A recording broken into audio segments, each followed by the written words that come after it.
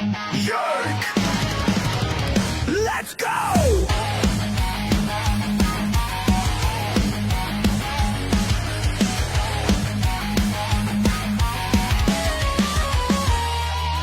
Cam's a shit kicker, 2 bombs in the lead. Soul Dragon Cougar's no time for fatigue. And he's a shit talker, stirring up the show. Never played a shift, but he's ready to go. The Cam and Strick Podcast is brought to you by Stifel, one of America's fastest growing wealth management and investment banking firms.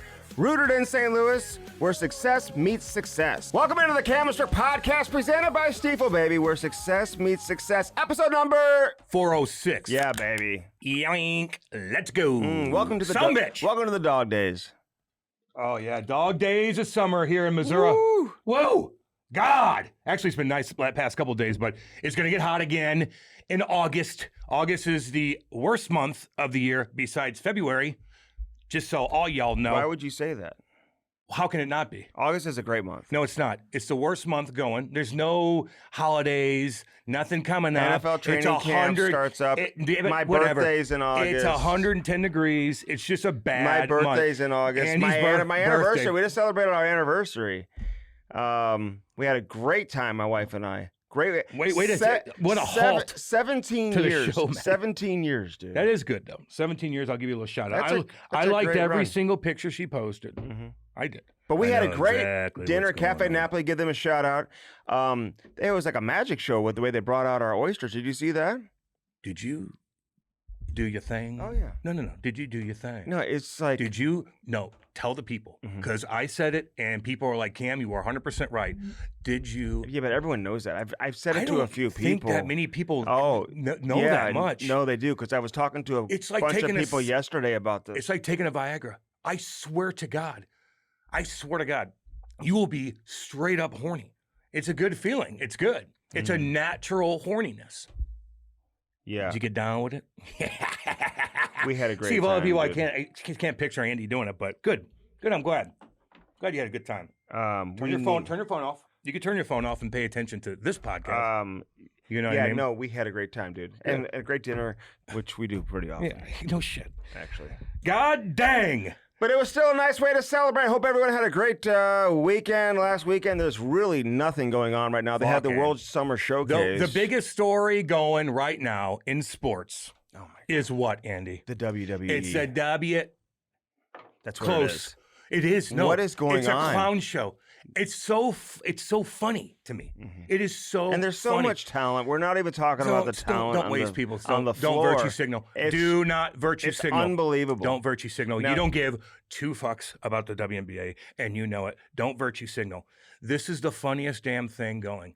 It's unbelievable. It's the gift that keeps on giving. It is. They're just like, here, more drama. Here, Regardless more drama. of how you swing politically with it, it's the thought- fact that they're all...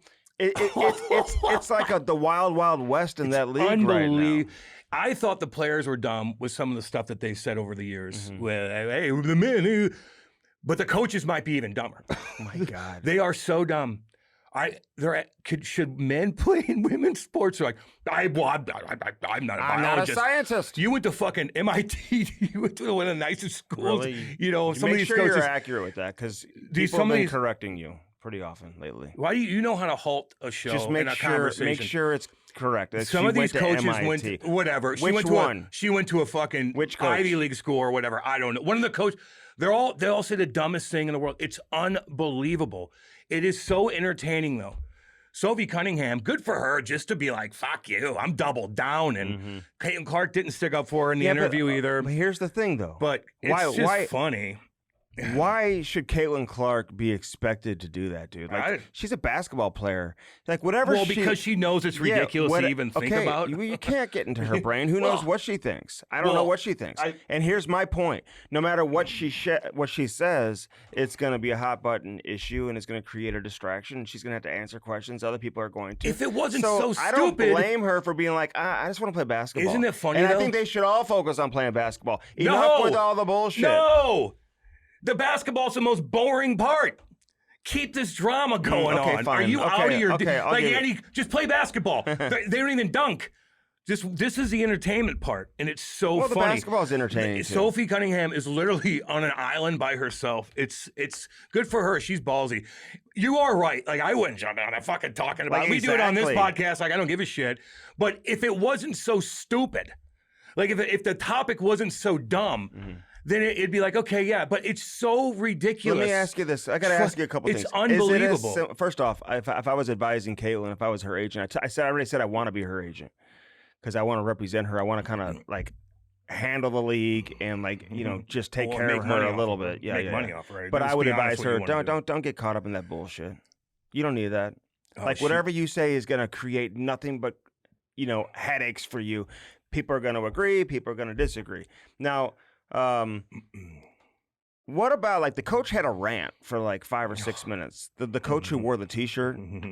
Trans kids belong. Now, what does that mean? She's like, you know, some people are talking about, do you want a man in the locker room? She's like, they're going off on all the. She's like, I'm not even talking about that. So what is she talking about? She's talking about that you could have trans women, meaning men, play in women's sports. No, I know. But she's. So what do you ask? Because the people who are saying this is ridiculous are saying, like, would you want a man dressing in a woman's locker room? And she's saying, I'm not even talking about that. So. It's just. What is she talking about? I just told you. The whole thing is fucking it's like. so odd to me, dude. Sophie is like setting herself up, dude, to have a monster career when her career is over. Monster career. Good for her.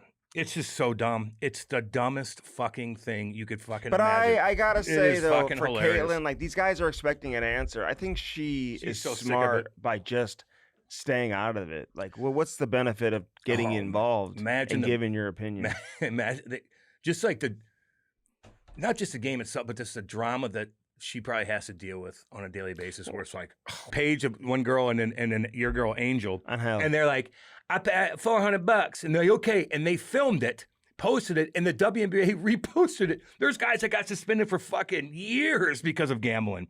Hell, what's his name from, Ottawa got 40 games. So did they gamble on the outcome of the game? The game, yeah. What do you mean? Wasn't it the All-Star game? What were they talking about when they were gambling? What was it?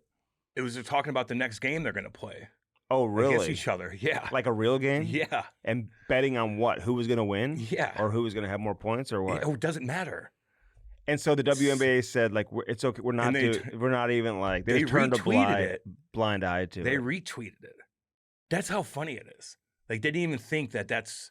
What do you think? Not that I think it's a big deal. What do you think the NBA is thinking right now? Oh, I can't believe a guy hasn't really stepped up and said, okay, let me come out there and fucking school all you guys. Like, no, because what's that going to prove? Everyone knows that. Then you're making my wait. No, they don't. This is the whole thing. Is like, what do you mean? Everyone Their whole point knows that an NBA player would come in and school the WNBA player. Why? Because they're better at basketball. Why?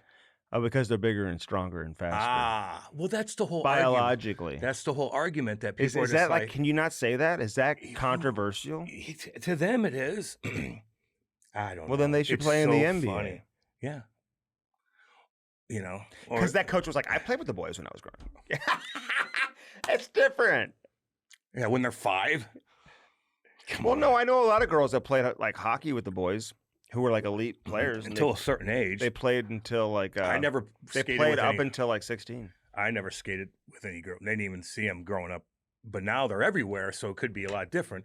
But it's just funny. I had a girl that was on my line. That was on my line. I bet you did.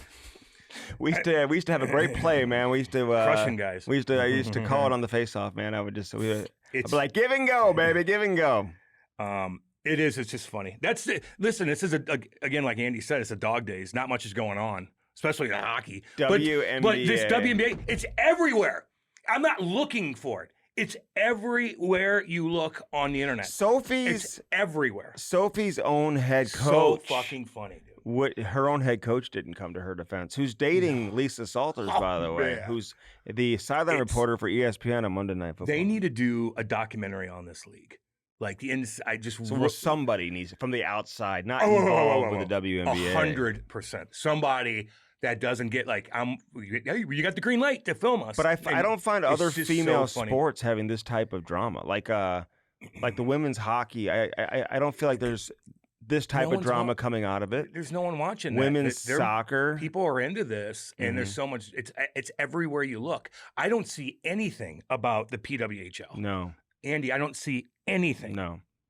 This is everywhere you look, 24/7, right for the past fucking couple months, I guess. Is it, it's every single day, all day. Debates. The biggest guys in fucking TV are debating. Well, it's unbelievable. It's because it's all drama. It's because of Caitlyn. Well, now it's because of Sophie. Well, no, because it was Caitlyn who was getting fouled and getting beat up and all this type of stuff. And then Sophie came to her defense, and then Sophie made this comment. Then she doubled down on it. And so now you could argue that, and because people are holding rallies for her and against her, dude, outside the building, everywhere she plays. She's going to have security. Dude, she got her teeth knocked out. Did you see that? And she got a foul. And she got called the foul. I couldn't believe it.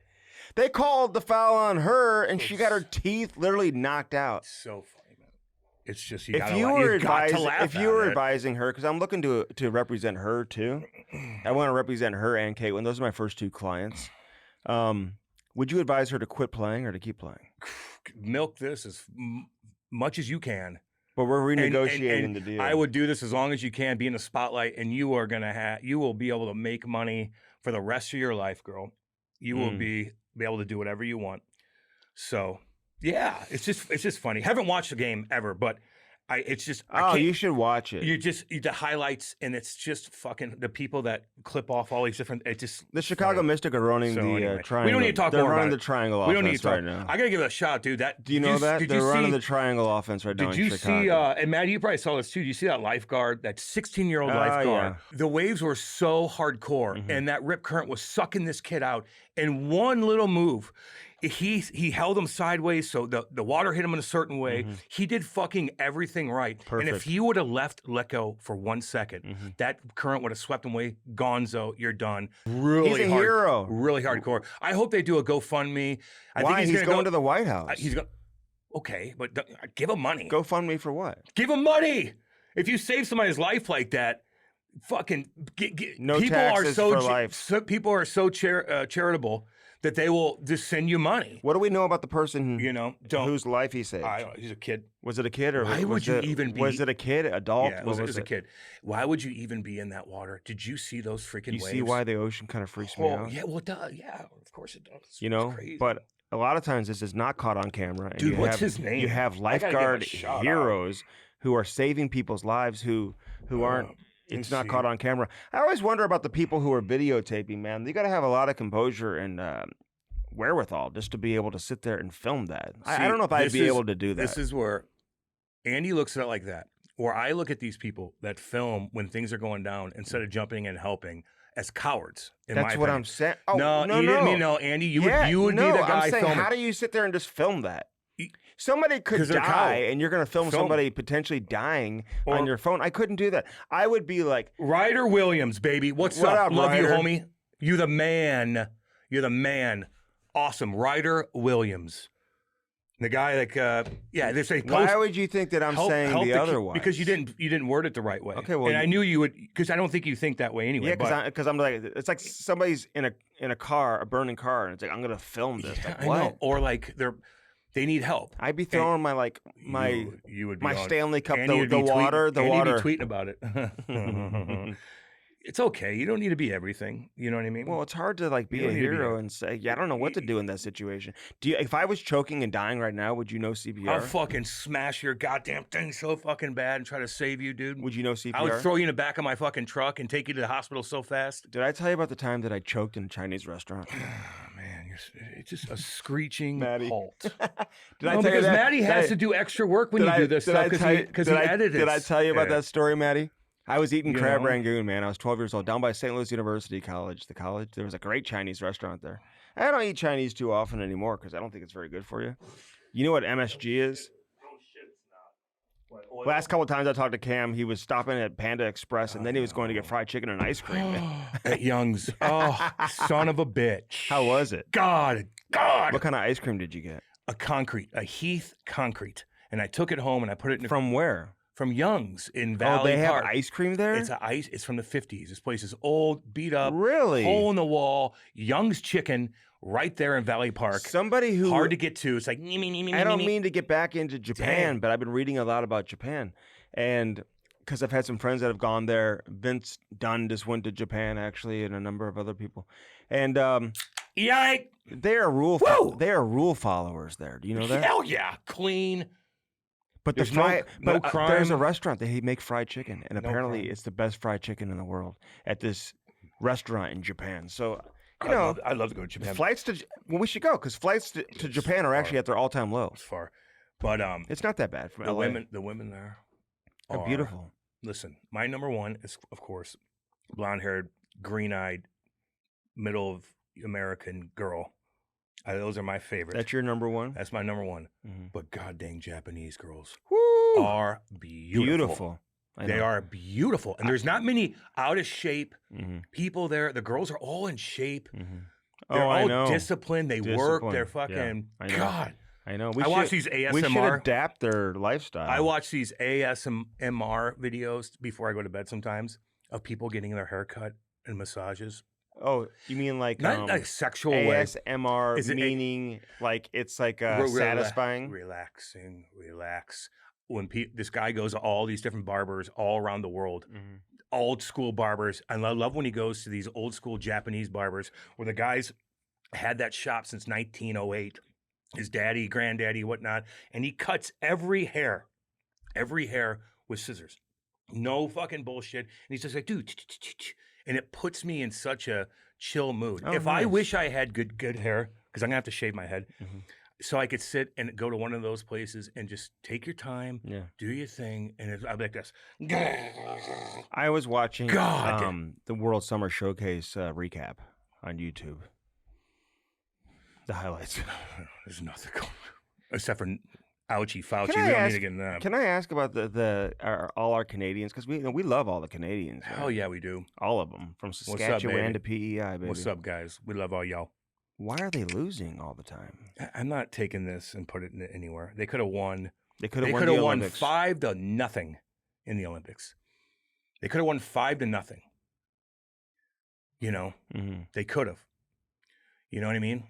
Look at how many good Canadian And, players and are the Summer dominating the Showcase NHL. means absolutely Okay, nothing, but it nothing. means something to the kids. Like they're trying to win. They're trying to make the team. Listen, the U.S. took a step, but they're not close yet, in my opinion. They're close, but they're not there, dude. Look at all the big Who's super not there?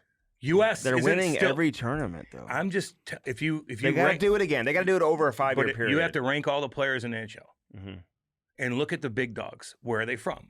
The big dogs are all from Canada. You go down the list, the majority are from Canada. It's just a fact. No, you're right.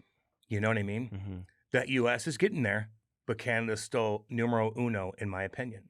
Okay. You know, Russia's Think pretty of- good too. they're not allowed.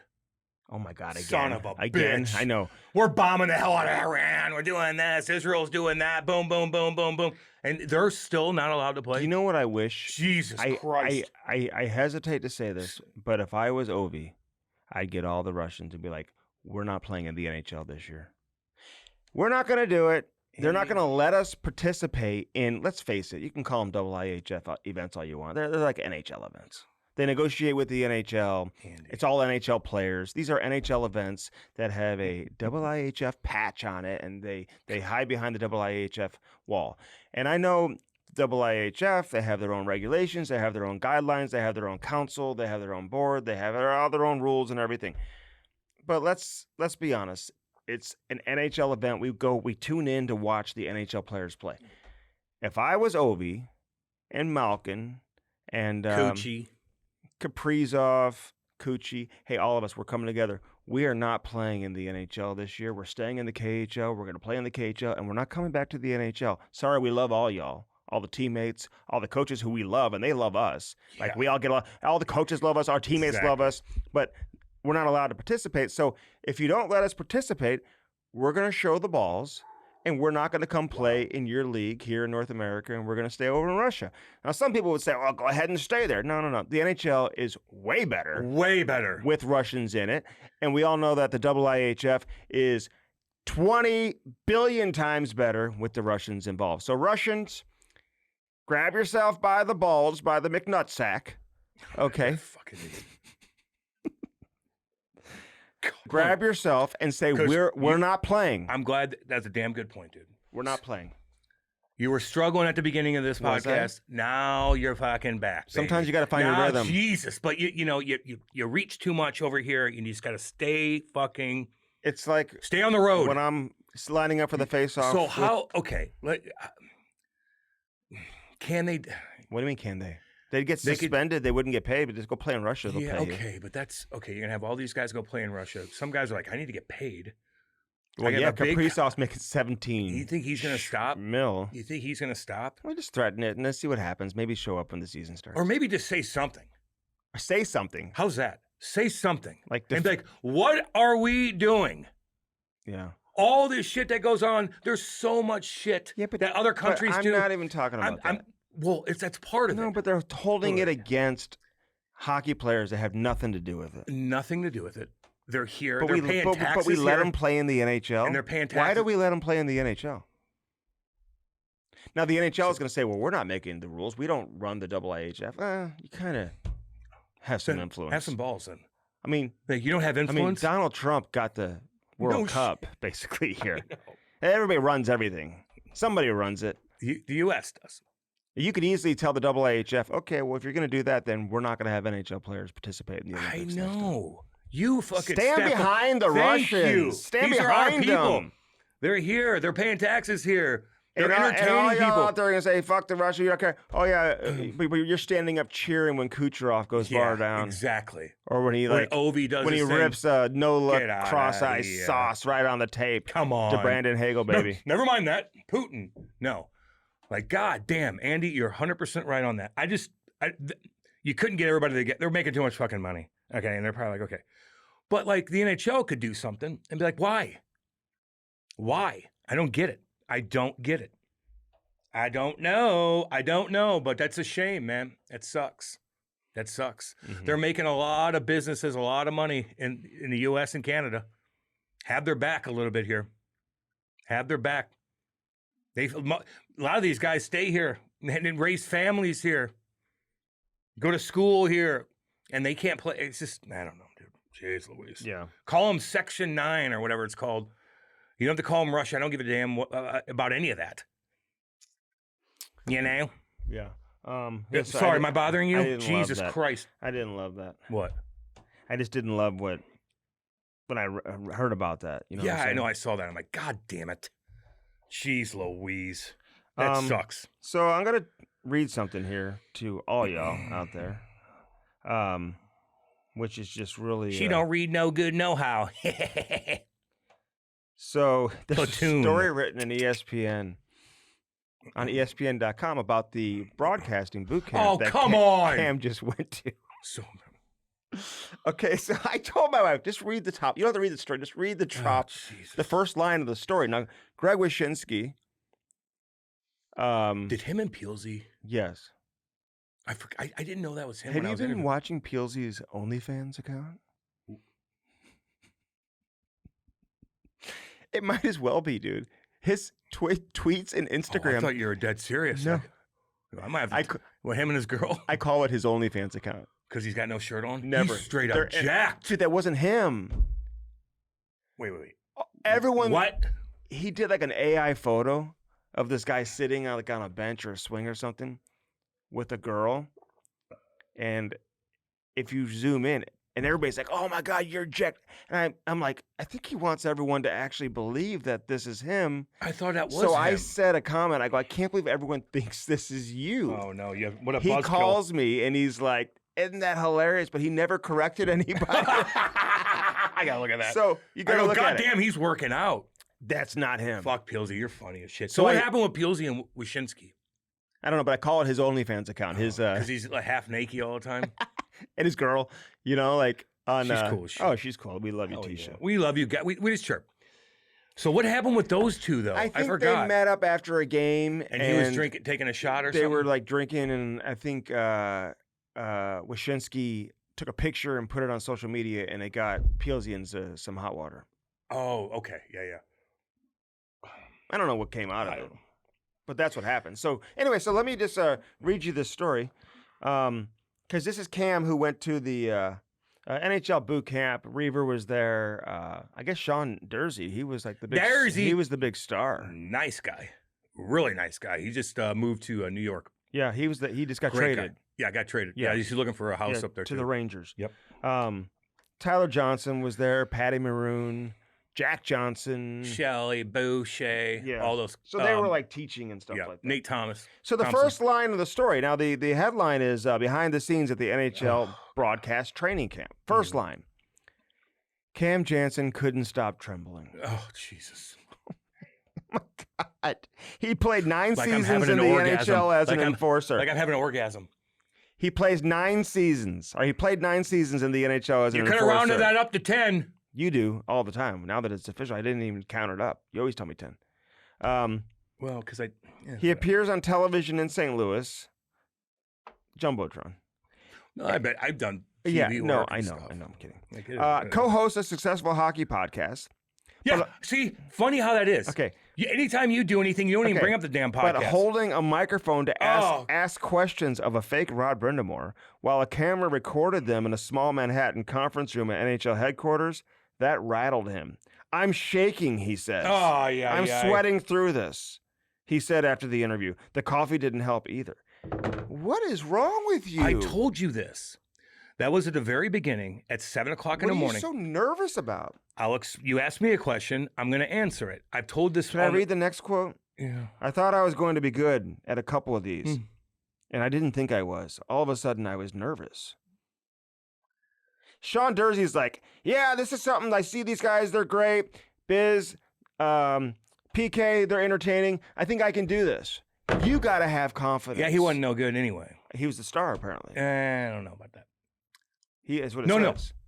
Because whenever I get interviewed, if I explain this on a pod, it sounds completely different than whenever you write it in a fucking story. I sound like a fucking idiot.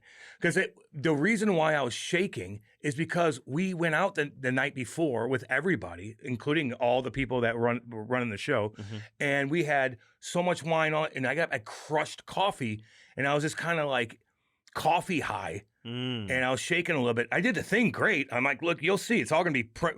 They got a video. They put a video out. They'll put a video. But they didn't put any of your stuff in there. No, they're going to put all kinds of video They stuff did, out. because they put a big, long video the other and day. he likes to bring me down. No, you know? I'm asking. I'm just. But, Hey, this is the start. You sent me the story. Yeah, but at least they talk about the pod. You know, I think they mentioned it. Listen, again, whenever I get interviewed like this, it sounds completely different than if I was telling you the story. He didn't mention a bunch of other stuff. So it makes I'm so nervous. Everybody, you got to come here and check this thing out. Said you were Dude, sweating. Well, yeah, and so was Patty. He sweated all the way through his fucking thing. Yeah. Well, we sweat. Okay. See, It gets when you're hot. It when gets you're a hot. man, You when sweat. you're a man with testosterone in your body, you sweat more than normal guys, like who over here. So like I'm manly. It So is what Eric it is. Johnson was. I got chest hair. Eric Johnson was like the I big. grow a beard. Was the big star they were talking about from the year before. Yeah. Because he got Nathan McKinnon, his former teammate on the Colorado Avalanche, to discuss the death glare. He gave a small stuffed animal after McKinnon and Team Canada lost. Oh, yeah.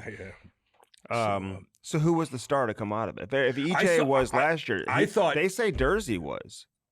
He's still playing. I would say what I saw from everybody, I would say Jack Johnson was pretty freaking smooth. He was talking about Tortorella. He was talking about this. He was talking about it. He did really, really good. Our boy Jackie boy. Mm-hmm. So Well, that's good that Jackie we all did fucked good. up. We all did good at times. We all did this. We all did that. It's all good. You know, I was comfortable in a lot of different things. It's just at the very beginning, and Ashlyn was I was interviewing her, and I pumped her tires up too, and they liked that because her answers are really good. I don't know. It's all good. I thought I did pretty good up there, Andy. Okay, I told good. you I gave myself a B minus. Oh, did you? I didn't ask what Yeah. your grade was. Yeah. That's your grade, B minus? Actually, Okay. B plus. It was. I gave Oh, myself. that's pretty high. I know. I think most people would take that. Well, because I did a lot better than what it suggested. You know what I mean? But that's just me trying to be funny and yeah. you know what I mean. He's not understanding that. No, he wants us to get it. I don't know. I'm not too worried about that. There's other things. That fucking clip of me talking about Connor Bedard wheeling Cougars. He should find a cougar because they'll take care of you. That popped up over the last couple of days. Kate saw it right before we went to bed the other night. She's like, Jesus. I go, listen, girl, of all the shit that I say, like I'm doing pretty good without putting myself in a jam. So Reeves and Jansen opened up their interviews in a casual way, asking a fake Rod Brindamore, how are you doing, while disarming in a longer conversation. They were told in the time crunch of a pregame interview that a more specific question, such as, how are you doing after your team's historic break in action before the Eastern Conference Finals? So ask that question again. What? Ask that question again to Rod Brindamore to start the interview. They said Hey, how are you? That would be more effective. Now, you did say, I want to learn. I mean, look around here. It's very intimidating. Well, it was. There was executives everywhere and stuff like that. Nice. They're all nice, but there's You're camera. not trying out. You're there to learn and like to And have I fun. did. You're not. You're a confident guy. Yeah. You know what I mean? Dude, I was better than you think. Andy wants me to be bad, You though, got because the best of the best he would hate- everywhere you look, and he I would just hate it. want to know how they do it. You've got to be a sponge, and you've got to get If your the reps NHL in, too. Network came and had me come on and sit on the couch and talk to Ruppy and stuff, Andy would hate that. He would hate it. He'd be like, "What are you doing? I love. I'm moving to Idaho." Hey, the video they put. Me and out- the family are gonna move to Idaho. We're just gonna rent out our place. Hey, the video that they put out though, one line that Patty said actually killed me. What did it say? What did it say? He goes, this is great. He goes, even if you don't want to be a broadcaster, you should come to this. Yeah, they want people who don't want to go into Well, broadcasting. I to would come. say- I mean, I would say, yeah, get a free trip to New York, go have fun, hang out with the boys, No shit. learn and see what it's like. Hang and out there. like, Those guys are all cool, dude. you know, Again, but if I'm the NHL, I want people who are serious about of wanting to get course, into the business. and I would bring other people involved too. Mhm. I think I would bring other, not just the players. Like you Yeah. got to have other people, you know, hosts and whatnot. Yeah, I want to come teach you. I know. next Like year. Andy, me and you in there with the cameras on us. Yeah. Oh, it'd be funny. Are you kidding? Yeah. They wouldn't know what to do. They wouldn't know what to do. Oh, That's why they should do that. They should bring some people on that Yeah. that are trending, and you know, hosts and stuff like that. Because Yeah. like a host can make a show, it could ruin a show. You know what I mean? Like Yeah. fucking Steve Lee. Like look how good he is. Dude, he's so easy to talk to. Kenny, But all I mean, those guys. listen, I've seen it on, and let's be honest. I mean, the people that they're pumping up and saying how great they are, they got a lot of work to do. Like the PKs. You know what I'm saying? Yeah. Where Steve Levy, I see all the time, he asks a question. Jesus. Smoking them fucking boulders. So they ask PK all the time, like a question. And then Steve Levy would be like, okay, well, you got to give me an answer. Oh, Like, what's your opinion? Give me your opinion. He wants an opinion, And and he I- wants it now. And I don't like that. I don't think, because like Messier, sometimes if it's about like the Rangers, for example, He's kind of. he's not going to tell you what he really thinks because of his relationship with the organization. I like and I aggressive can hosts. understand why that would be put you in a tough spot. You know what I mean? He could do what he wants. What are they going to do to him? I like when guys don't think about that, to be honest with you. Mm-hmm. Especially when you're trying to be real and you're talking about a specific. If they're not doing well as an organization, if you beat around the bush, like it's so obvious. Cam Jansen was trembling. Trembling like a child, I'm sweating. sweating my ass off. I had to stop drinking coffee. Oh God. I God love damn man. it. I love I it. always do that to myself. I bring out the best in you. I don't know if that's true. I bring out the best. I in you. don't know if that's true. You bring out the best in me. Maybe, I don't know. Yeah, I don't know. probably so. I may have to go to that next year. I don't. Do they So allow you to fuck- go 2 years in a row? I don't know. I don't know. I'll do it though. Gotta give a shout out to Edzo though, man. He's leaving Seattle. Yeah, we didn't talk about that last week. And Yep. I did shoot him a text. Congratulate. You just like slow it down. You know what I mean? Enjoy life. You don't need to be I agree. like you have the best gig going, and you've been doing this forever. You're the #1 guy on TNT. The last thing you need to do is be flying out to Seattle.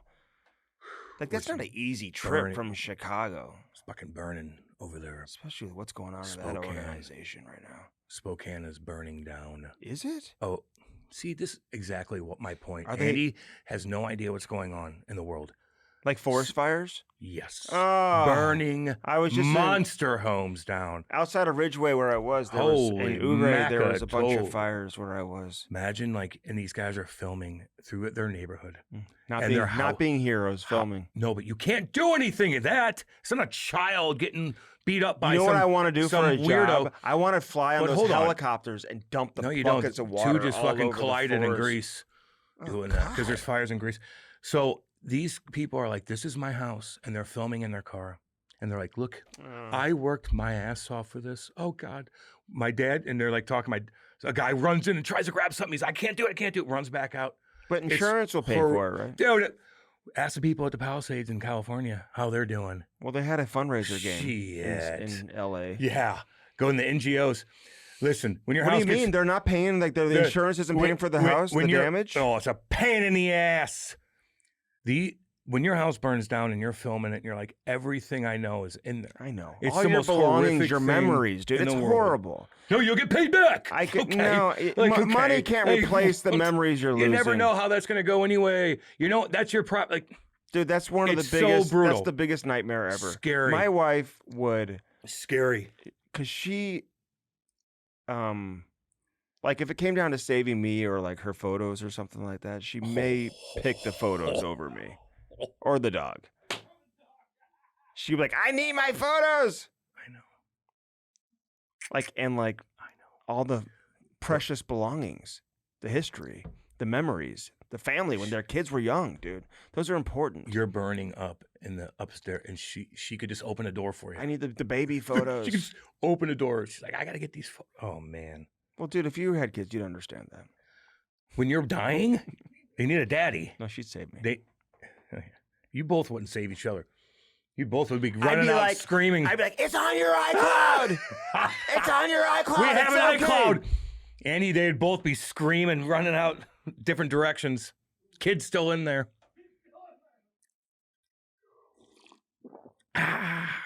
Son of a bitch. God. How's Spain doing right now? Ooh, Hold on. Oh. Let me ask you this. Hey, Maddie, you see that? Hey, before we Like World War Z. Holy Before we cow. get into that. We don't need to get it. It's all good. okay, but You don't even know how to keep up with a conversation. I would, and I've had friends who were like helicopter medics and people who fly helicopters. They don't fly, but they're in the helicopter and they're firefighters, and they are dumping thousands of gallons of water all over the forest trying to contain these forest fires. Those are heroes too, dude, just so you know. Yeah, and they had those big ass huge planes where they go and they Yes. scrape up all the water like and they fly so low and Yeah. they're gigantic planes Mhm. and they dump all that red they had some chemicals in there and they dump it everywhere. It's tough to see that, man. Really tough to see that. It's That's tough brutal. to see Caitlin get asked these questions too. So Should be fine. The gift that keeps on giving. WNBA. she had a tough last couple of minutes in her So game funny. last night. I checked the box scores. I watched the highlights. I see how she's doing. I know you do, Andy. I know you do. But she doesn't even have support from her own coach. Sophie doesn't. If I'm Sophie, I would we already just... talked about it. It's all- Although we don't- she's in a great market for her beliefs, probably. Don't you think she's pretty protected in Indianapolis? Sure, but in the WNBA, oh man, whoa! So We gotta get her goddamn- on, dude. I would love to. I would love to. She's a Missouri Sophie. girl. I'd like to play one-on-one against her. See, Andy always see how he denounces women like that. Oh my God, dude! You can't say Andy's gonna that. play one-on-one. That's with not Sophie. denouncing. Yes, it is. Like you could even think about keeping up with her. Oh, I could.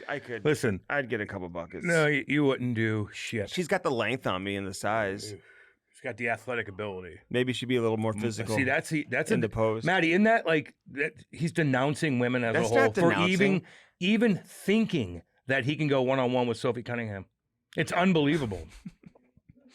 How dare you? I could do it. How Now, I don't know about Caitlin. I wouldn't want to play her in one-on-one because she's got a little more tools. Andy could beat she's got Sophie a little, Cunningham. She's got a little more in her bag.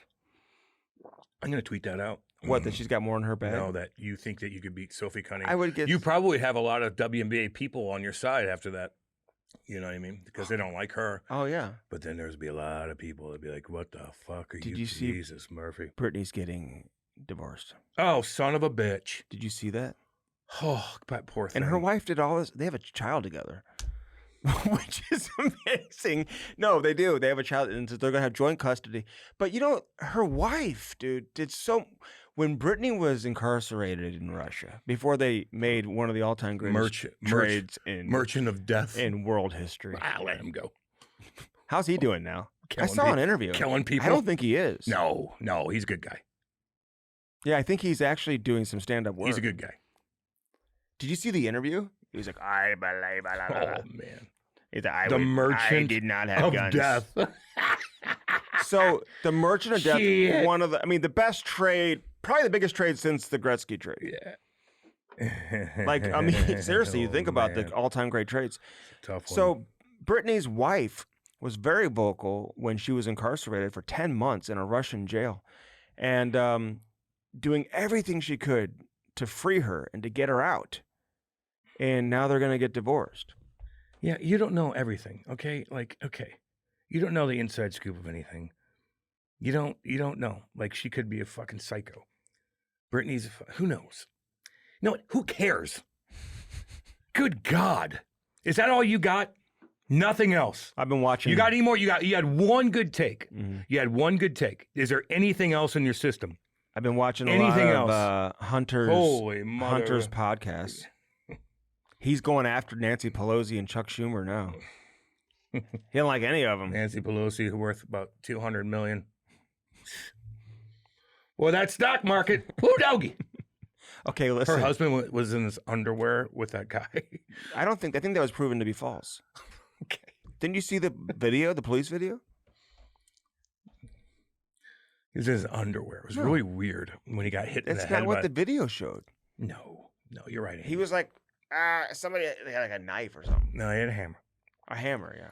He had a cocktail in his hand. And he was in his fucking boxers. It was so weird. He got a couple of D-dubs or something like that. And Did he? Yeah, and I don't know. Okay, Whatever. So come on. Tony Romo's D-dub. Yeah, I don't. That sucked too. Do you think CBS? I didn't think. My first inclination, and I went on a couple of shows and talked about this before the longer version came out, and I feel bad because I said, yeah, he didn't seem that wasted or that intoxicated in the original video. Now all this other stuff, he's stretching and doing all this, and they found some open alcohol in his car. So he obviously was, I don't know what the blood test will reveal and all that type of stuff if they even do it. But are you surprised that CBS is suspending him until further notice? No, not really. Which is weird is like we knew about this right off the bat. We knew about a couple other ones right off the bat, but the coach for the 49ers, what's his name? Shanahan. Mm-hmm. He got in a car accident. No you one think something shady's there? Dude, no one said anything about it. It's a pretty big accident for going 20 miles per hour. So 10 days later, no one talks about it. He had to miss training camp and stuff like that. It was really weird. So I know a guy pretty well, actually. Really weird. Was friends with him when he was here covering the Rams for a long time. And he's one of the main beat reporters for the 49ers. He works for ESPN now. And I think he's among those taking a little bit of heat for potentially covering up the story. Yeah, something's going on. Did you not know? Yeah, no. Can a coach like that in the NFL get in a car accident and it doesn't get out for 2 weeks? No, dude. No. He got messed up too. Mm-hmm. We wish him the best. Yeah, well, something's great weird. Play caller. Something very good. Something was weird with that. Mm-hmm. Well, NFL owns 10% of ESPN.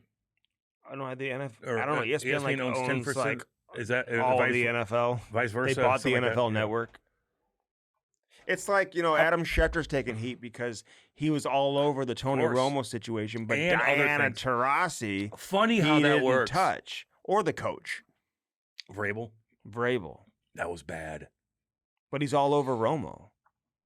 Romo's a really good broadcaster. Do you feel? I like him. I kind of feel like, what should you do in that situation? Do you think? What he did the same thing. Be nice, cordial, and whatever happens. But he was. Because of his status, I think he could be like that. Most people wouldn't have the luxury. Well, here's what you don't do. You argue with a cop. You don't you refuse to put your window down. You don't have an ID. Mm-hmm. You don't do this. You don't do that. You don't do that. You don't then do you get this, dragged you out don't of do the that. fucking car. Then you fight and you say, blah, blah, blah, blah, blah, blah. And then you get killed. That's what you don't do. You don't do this. You don't do that. You don't do this. You don't do that. You roll your fucking win. Okay, so do you think CBS will let him back? Yeah. You do? I don't know. Maybe. Yeah. Come on, Jim Nance. Have I us would back. say yeah. I would say yeah. These guys are making like 20 million, 25 million a year. That's so much money. I saw Tom Brady looks kind of goofy lately. I don't know. Oh, he's Stay making out of this. Oh, I don't like he's that. ruining his. Dude, you're so cool. So cool. You've been so cool, and now like, he's turning uncool. Now you're like, oh, I'm WWE. I'm gonna smack Logan, who's a dork anyway. I like Jake. I used to hate Jake. Now I kind of like him a little bit. Jake is the one saying he could play in the NFL. That's something I would say. He's just fucking exactly. He's just he might be able to. He can't. He's saying athleticism waved bye to you a long time ago, but he could probably do some things. Hey man, he's a boxer. He's been knocking guys out. Like I give him more leeway. He is big. He's a big guy. I give him more leeway, but Logan's unbelievably athletic too, dude. He's doing triple backflips off of stuff and doing. I think Logan's kind of cooler, isn't he? Though. No, he's the dorky one, in my opinion. I think Jake's got a badass house, dude. He's got like 1,000 acres, man. I think you see Jake way more than Logan. Logan kind of hides behind the scenes. No, dude, he's doing WWE, man. He's a WWE character. What are you talking about? Prime, all that stuff. No, man. But he's dorkier than Jake. Way dorkier, in my opinion. You know what I mean? We were talking last night at the Racket Club about... They have a Ouchie Fauci statue at the Racket Club. How dare you? With two masks on him. Take that back. No. Andy's still wearing. But there's so many ways to make money now. Like the Prime is just another example. But it's got to work. You know, my daughter's like, they're telling me about these these clothing brands. Like somebody just starts on their own, like out of their basement, and then now they just sell it to a company for $50 million. Well, you ever see the picture of Jeff Bezos in that little shitty ass fucking room? Was he poor? Where he, I don't know if he was dirt poor, but he had this, he's just started Amazon, and it's just like the first picture of him, and he's just kind of like, ugh, and everything looks shitty as hell, and all of a sudden, boom, now he's the richest man in the world. One of them, you know, a lot of startup companies are either in your garage, your basement, your parents' basement, or your buddy's house, or whatever. Mm-hmm. Yeah, so that's not unique, in my opinion. Get on your game. You got to get on your game. So what can I? You got to get on your game. What can I start? A podcast. Another one. Jesus. Andy and Lori. Be awesome. Oh, that'd be a good one. Be so awesome. That'd be so awesome. You and Lori doing a podcast together. Oh, man. So what's going on? The kids this morning were a little fussy, and here's why. No, she was like, I was not home when they woke up because I was at the gym. With a trainer? Stop that. Oh, man. Whoa, don't say that. Man. We may have the handsome trainer. He's a great guy. I need this. Dang. How dare you? Dang. Handsome. Jacked. Who trains Kate? Nobody. I do. He's jacked. Played football. Damn good athlete. Mm-hmm. She needs to get that training in. You got to.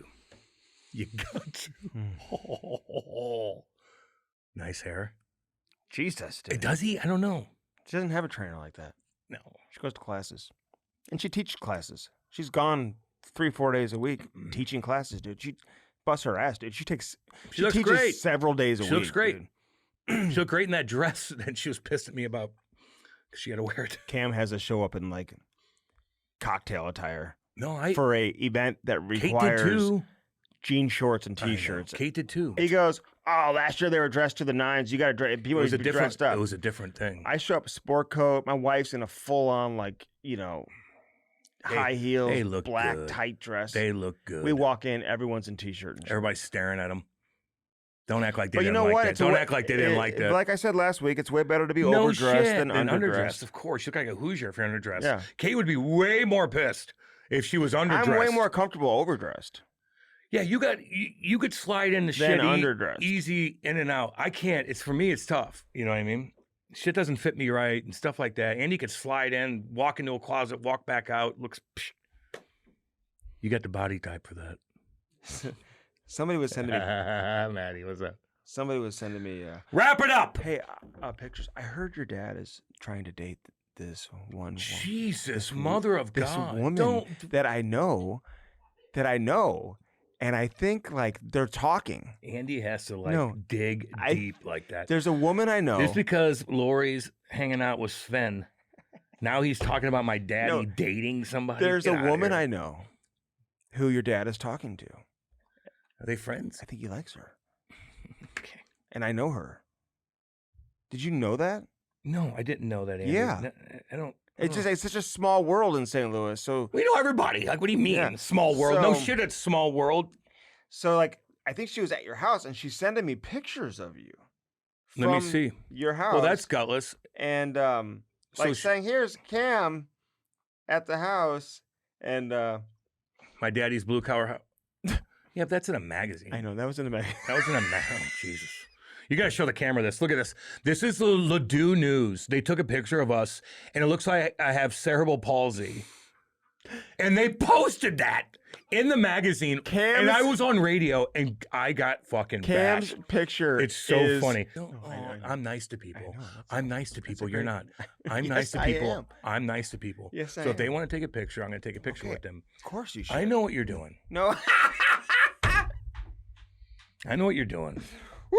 Motherfucker. Wee! God dang, boy. Son of My dad's dating everybody. Get out of here. Chevy Powerhouse, baby. Let's go. I love my truck. God dang, boy. Man, oh man. I love it. I really, really do. Oh, actually, he's going to get a little shout out on this video the Blues are making of me. I just saw I had to do a couple editing things with them. But I did a life as a coach, and I coached a player coach and whatnot. That thing. But my truck was on that bad boy, Oh, too. nice. Yeah, hell yeah. Nice. Yeah. Did you watch The Anatomy of a Draft? Yeah, I did. Yeah, it was good. Yeah. Yeah. I love all that kind of stuff. Uh-huh. I do. I don't think Steiner said a word, but did he? How dare you? Did he say a word? I don't think so, but maybe that was by design. Yeah. They kept showing him like he didn't say anything. Mm-hmm.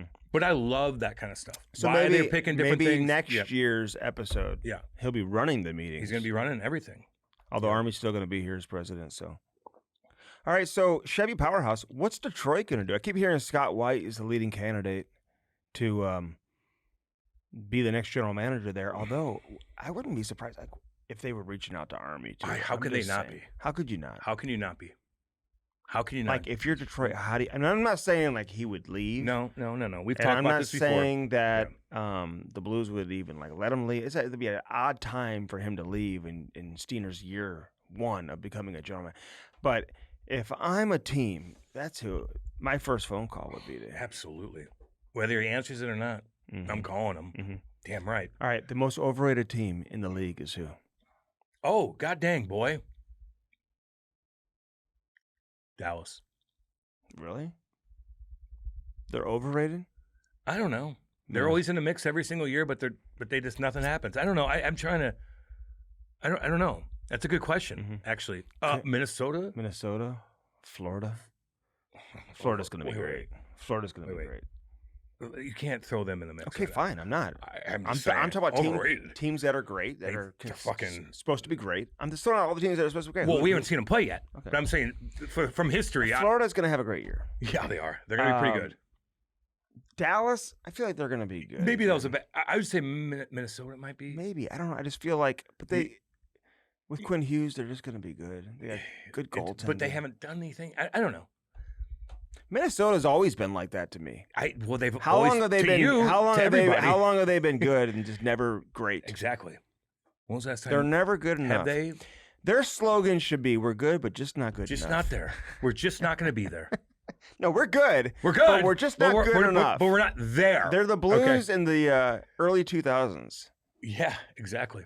You know, We're good, but just Or- not as or good the as 90s. Colorado or Dallas or the '90s, or Detroit or the Yeah. 90s. Blues in the 90s. you know, Blues in the '90s. Just not there until they got there. We're good. So I think that boom. Another overrated team could be God dang. Shit, it might be Tampa. What's San Jose? But they're not.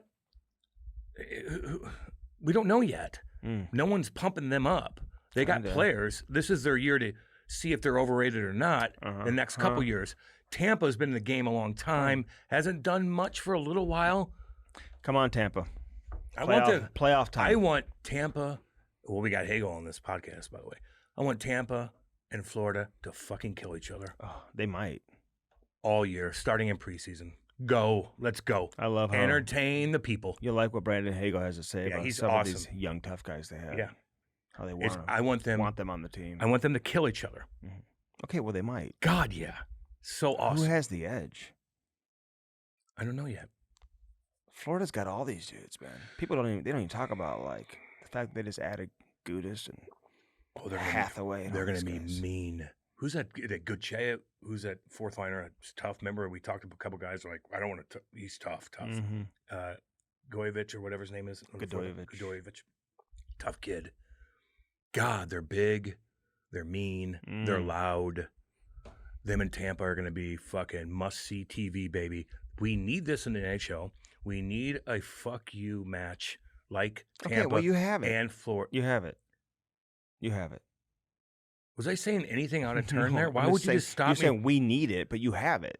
We need more of it. We need it to be from other teams too? Yeah, Like Rangers God. and Devils. Yeah. Leafs Well, and if you let Sens. me explain my story, Okay. I would have brought it all together. Speed it up. Dude, you want to talk about the Speed kids? it up. Go. You want to talk about your dreams last night? your oysters? I just think we need more of that. Of course, we need more of that. You want that. Those teams hate each other. What other teams really hate each other that are like, it used to be Calgary and Edmonton. I don't know where they're at right now. I don't feel like they're, maybe. It was. Once Matthew left, it just wasn't It the just same. was nothing and now. Cassian's no longer there. Blues and Blackhawks. LA and Ducks. LA and Ducks. Like, I would love for them to kill each other. But there's only two teams that are doing that. St. Louis and Chicago. Pittsburgh, Washington, Pittsburgh Flyers, Rangers, Pittsburgh Flyers. Rangers, I feel like Devils. they kind of hate each other still. Yeah, I could see that. Rangers, Devils used to be gigantic. But now I just don't think of it anymore. Those are the at only two least teams. Tampa and Florida's doing it. They're only two teams. Because there's only You know? a handful of players that actually perform and play that way, and they're all on those two teams. Yeah, I mean, you're You know right. what I mean? Yeah, exactly. And there's an abundance of them Yeah. on those two teams. Abundance. Abundance. God dang. Man. Dog days, baby. Dog days of the summer. What do you think August of sucks. Celebrini new deal? Yeah. Figured that would be the case. Yeah. Didn't surprise me. Didn't shock me. And who's the next guy to become the highest paid player in the game? Is it Quinn? Yeah. Are you concerned that they haven't signed him yet? Yeah. Are you? Sure. Like Sure. if he wants a Sure. 3-year deal to align his contract up with Jack or whatever, and you're Billy, are you not doing that? I don't know. 3 years. Got a pretty good team right now. You need to take it over the edge, and that's what he I'm wants. like, I'll do a 3-year deal. Yeah. Either way, it just seems like, I mean, sure, I'd like you to do a 7-year deal, but we all Well, know if you you're not win. going to do that. But if you win, you'll sign another 3-year deal. Minnesota. Minnesota, I don't know what you are yet. I love you guys, man. Who I are love you? Big Marcus. I love all y'all. Mm-hmm. What are you? So But overrated. I feel like all those guys, the leadership, like they're all kind of getting older. You know what I mean? They're starting to get a little bit. I got to look at that where they're at as far Like- as youth. But the older guys, you could look at the average age of some of these teams, but the older guys that you depend on are older. That's the problem. They got Boldy, who's sick. He's sick. I wonder what they're going to do this year. You know what I mean? I wonder what Montreal's going to do. To be honest with you. Montreal's going to be good. I just, Montreal's going to be good. Just teams like that. Who's going to take the who's going to be the team, Andy, that really takes the step? That really takes the next step. Is it going to be San Jose? Mm-hmm. That's what everybody's probably Who's leaning the on. most famous player in the league that could get into the club? What? The most famous player in the league that can get into the club. Get into the club? What do you mean? Club 22. Who's the most? Oh shit! Who's the Biz? Biz.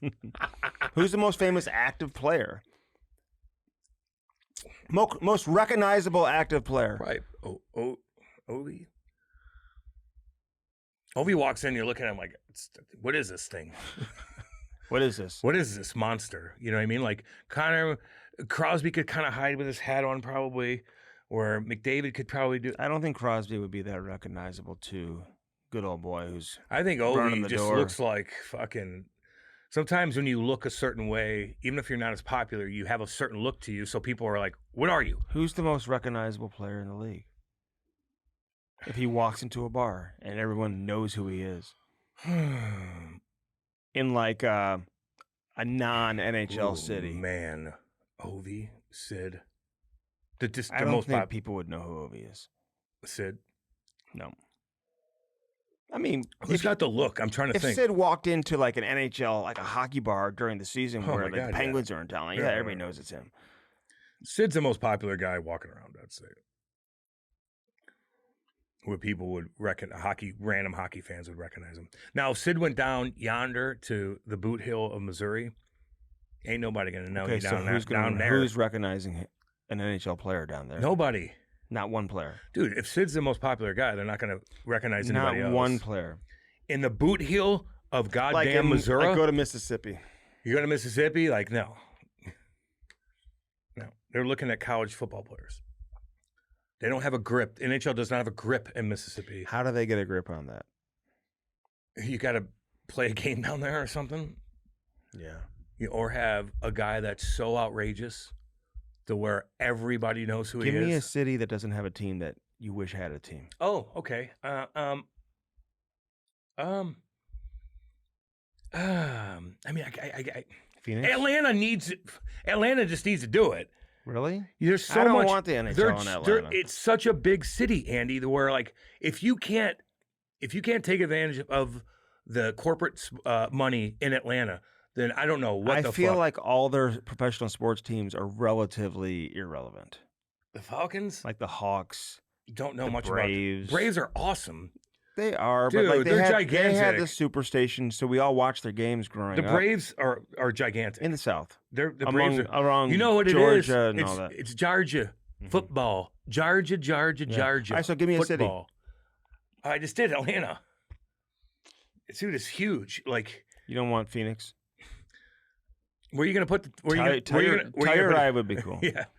Salem, Missouri, where the shit kickers are. Yeah, Maddie, you know what's up. Maddie Maddie's knows. from Salem. Those are the hardcore country boy shit kickers there, baby. You don't want to take your girl into a bar down there. Fuck that. They don't give a fuck. Mm. Shit. Lori would be gone. If what? Nothing. They're just tough dudes down there, man. Salem, Missouri. Tough. Good old hillbilly boys down there. Jeez. Ooh, boy. Woo. They'll snag Lori so goddamn fast. Oh my Where'd she God! go? No, they. Where'd she go? They'd snag Kate. I'm fucking going in there. Good old boys up there like, what you doing? Like, oh, yeah, I'm good. Could you operate a forklift right now? No. You couldn't. No.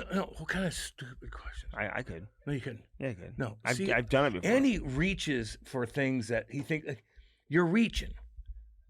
You're not getting behind a forklift, dude. It's all good. Like a big We don't cat. do I that could do a stuff. big cat, No, too. you can't. I can't do it. We gotta go. Let's go. Let's go. Excavator. You're machine. reaching for stuff. Excavator machine. You know, we'll delete all this, Maddie. Just write it down. Thank you. He's All right, getting so an ultra Brandon born. Hagel, how cool was he? He was great. I'm excited for him. We like this getting the year. current players. Yeah, absolutely. Although there's always a couple like, I don't know if I should. Oh yeah, it's all good. We're just gonna pump your tires up, man. No big deal. Tell Yeah. my story. Tell your story, your awesome story that you have. Like, Yeah. You know what I mean? I just don't do these. Like, who cares? Like, just do it. It's all good. You don't do 1,000 of them, but pick and choose. Yeah. It's like we all do. Yeah. You know what I mean? Can't say yes to all of them. I'll tell you that right now. No. Be a fucking podcast hooah. Hua. Hooah. She's a hooah. All right. Stiefel brings us the Cam and Strick podcast, baby. Where success meets success. Stiefel, our Stiefel. title sponsor of the Cam and Strick podcast. Firstfarm.com, baby. First Form, baby. Just had one of those beef sticks. Really, I haven't broken my fast yet. And I had a nice protein shake this morning. Do you Easy know peasy. what I've been baby. drinking once a day, and it just prevents me from ever feeling ill? I'll never feel ill. It's Ooh, you just guarantee. jinx yourself. Oh my God. Oh, that's stupid. Jesus. It's guaranteed. What? The hydration sticks. Yeah, they're great. They're great. No sugar. There's nothing. Ty should have those after skates and Yeah, stuff like that I too. make him Before I skates. put protein powder in his shaker cup, and then when he gets off the ice, Yeah, crush that. Yeah. You could put both in there too. I put the water in right when he's getting off the ice. Yeah. You know, We got a big camp coming up this week with Joey Vitale. Actually, that's cool. Joey's doing a great job with that. Very good shout out, Joey. skating, very good skating coach, and keeps the energy up Yeah. on the ice, which is very important. Of course I tell it all is. these young coaches, man, these coaches, you got to have energy on the ice. Otherwise, they're blocking you out, dude. They're not listening to you. Like Ty's coaches right now that he's got for this, they're so full of energy and they're so engaged in the practice. It makes all the difference in the world. It does. I know. I agree. You know, Because if you're just like if you're just like standing there, no, I'm not into you, not listening. like you have no energy, it's obvious you don't even want to be there. Yeah. Or if you do want to be there, you're not showing it and you have no energy. And the kids know. You don't ever say anything positive to the kids. Yeah. They know. Like make them feel good about themselves occasionally. Yes. You Pump know, their you don't have to just like, it doesn't have to be great job, pat them on the head all the time. Yeah. But, you know, like, Hey, that was a good nice play. fucking pass. That was nice a good pass. play right Yes, there. that's God right. dang. Do that again. You did good. Yeah. Good. That's all it takes, man. I always told you, even a coach like just tapped me on the back after a shift. That's all I needed. That's all I needed. Mm. Simple. I'm a simple man. Just a little whisper in the Just ear. a little- That was great. Keep doing what you're doing. Good hit. Keep Damn doing good. what you're doing. Simple. Can't be negative Do all you think the time. kids' teams should have captains? Sure. Really? Yeah. Did you have one when you were a kid? Yes. We always did when we were kids too. They Yes. don't really have them anymore. Yes. AAA, hell yeah. Who was the captain of your team? Cody Carson. Oh. I was assistant captain. Were with you? Charlie Vitale, Joey's brother. Oh. Were you ever a captain? No. Captain. You I should- started when I was 12. Were you the captain of the Devils? Yeah. They went from Scotty to me. Scotty Stevens. Well, Well, I mean, I didn't What have about a Albany? No. We had Rod Pele, who's my boy, by the way. He listens. What's up, Roddy boy? I love you. You were the fucking captain, baby. I was up and down and stuff. Like, I don't know. Sorry. They wear a C in football the last several years now, too. I see so you that. can I see like who- that. They got a lot of captains on the team. Well, there was only one captain in baseball, wasn't it? Jason Varichek from the Red I Sox. think Didn't he was the C. I mean, technically, Remember Derek that? Jeter was the captain. Yeah, but they didn't have any names. But I remember him wearing I thought he wore like a C. He might have, yeah. Interesting. I remember being kind of a little bit critical of it. They'll be locked out next year. Next year? Will anybody even know? They'll be locked out. Will anyone even know? Yeah. Really? You mean Are the you sport? Wait. You mean the sport that brings in more revenue than the NHL? The third biggest sport in the United States? Baseball? Used to be number one. No, it's football, then basketball, then baseball. Basketball brings in more than baseball. I think so. Well, I don't know. WNBA. They're right. They're right there. Does WNBA bring in more than the NHL? Probably soon. If they Who keep brings in more fucking- money, WNBA or PWHL? Oh, Jesus. I mean, the WNBA is literally everywhere. It's everywhere. You can't get away from it. But It's unbelievable. Here's the thing: the WNBA, it's everywhere. You can't get away from it. But nobody can name more than 5 players in the league. Or could you name 5 teams? Go. Fever, Mystics. I already gave you that earlier. You did? Yeah, go ahead. Aces. Where are they from? What city? I don't know. Okay, well, that doesn't count. Didn't know. I can't. Give me another one. The women. The man, I don't know. And I The just Chicago Sky. Sky. Okay, so give me 10 players. Go. No, I don't know. Give me 10 players. Asia Wilson, Caitlin Clark, Sophie, Angel, Angel. Paige Beckners, Paige and Decker. and that's it. That's all I got. It's a Damn. cool game, Andy. You gotta bring something to the table. We can't just go on and on and on. Like you got to, man. He's bad in August. Fuck almighty. Come on. Holy shit. Firstform.com/Camel Fuck, are you Use our boring. link today. Get some energy drinks. Get some protein sticks. Get some protein powder. And get their apparel. And they got winter coats and they've got suitcases. They got everything. Yeah, they do everything. I love everything about First Form. So do I. Firstform.com/Cam&Strick. I'm wearing Always use our link. Remember, use our link. First Farm. Jim Butler is the Chevy powerhouse, baby. 0% financing for 60 months. No payment for 90 days. Dude, I got my truck so quick and easy, man. It was the nicest thing. I didn't even give him a heads up. I just walked right in. Didn't even know what the hell I wanted. And I walked in there. I found my truck that I wanted, and it happened fast, easy. Everybody's cool as hell. Huge hockey fans out there, man. Just down to earth, cool people. And they got some shit kicking fucking trucks. Shit kicking trucks, baby. Makes you feel like a man, Andy. You might need one. If what? You just kind of, you might need Dude, that. they're the Chevy 1500s. They're nice, dude. They're Damn, unbelievable. They freaking drive so nice, dude. I love it. Love it. That's the Chevy powerhouse, baby. Right there in Fenton. God dang. Jim Butler is. The Chevy powerhouse. It's a badass slogan right there. It is. Yeah. I always like... when 0% financing for 60 months. Yep. Damn right. No payments for 90 days. They got that low price guarantee, too. Low price guarantee. Dang, dang, dang. Which means what?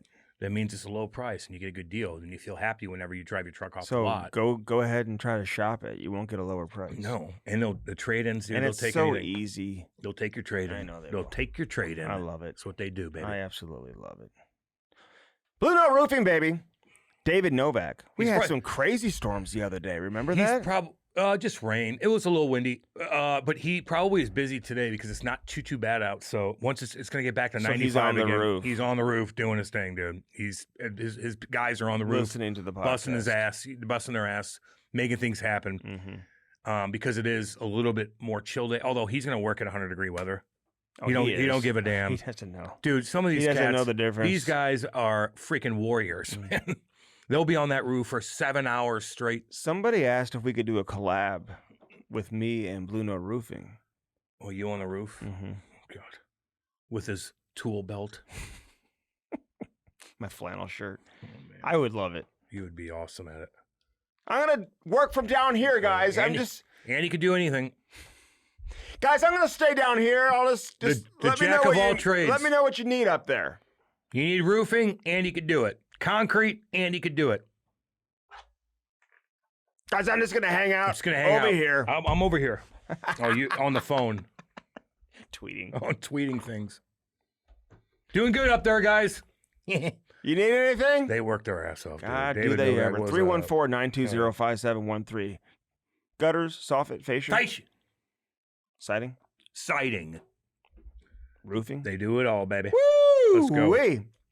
Who puts the eye on spa? Spas and more. Spas and more. I got in the hot tub the other night. It was beautiful. I mean, it's actually beautiful hot tub weather right now at nighttime. Oh yeah, yeah. It's Mhm. getting chilly. Well, it's gonna get hot again, but that's just Missouri weather for you. But hell yeah, yep. I've been getting my sauna, just getting all the toxins out of me. Oh God, especially after a weekend. Mm. All the shit I ate and drank. What did you eat this weekend? Oh God. I had a steak. What'd you have this weekend? Oh God. I had a steak and oysters. What'd you have? Oh shit. Fried chicken and ice cream. Fried chicken. Puts me down. Like you can't eat that and expect to do anything productive afterwards. I'm just a mess after I eat something like that, you know. Oh my Son of a bitch. God, is it good though? Fried chicken is like my top five foods. Fried goddamn Is it chicken. really? Mhm. In Japan, they perfected it. Would you stop talking about Japan? You know nothing about it. You know nothing about Japan. Stop it. I brought it up a couple weeks ago because the girls were very beautiful. Now Andy's climbing on. I read about Japan. No, you don't. No, you don't. It's like one of the hottest destinations right now. No, you don't. Although it's very hot there. You know how humid it is? Do you know that they have some of the best skiing in Japan? Where do you think the number one country is for the most snowfall? Japan. Yeah, you Isn't didn't that know crazy? that. Yeah, I already They had get that a trivia. ton of snow. No, it's And not that crazy. But it's like There's mountainy. it's like a more different type north of than snow. you think. It's like perfect snow. You think of They Japan? perfected the snow. It's cold, dude. It's cold there. Yeah, it's summer there right now. It's hot. Very humid. It's colder than you think when you think of Japan. You know what I mean? In the winter. Yeah, it's cold. Yeah, it's cold. Shit, yeah. God. And they get tsunamis Oh. because of earthquakes. Oh my They're God. in the ring of fire. Oh. You know what that is? But not all of Asia's Do you know what that is? nice like that, where they're friendly. You know, like in Thailand, they're not always very nice. All of Asia's friendly.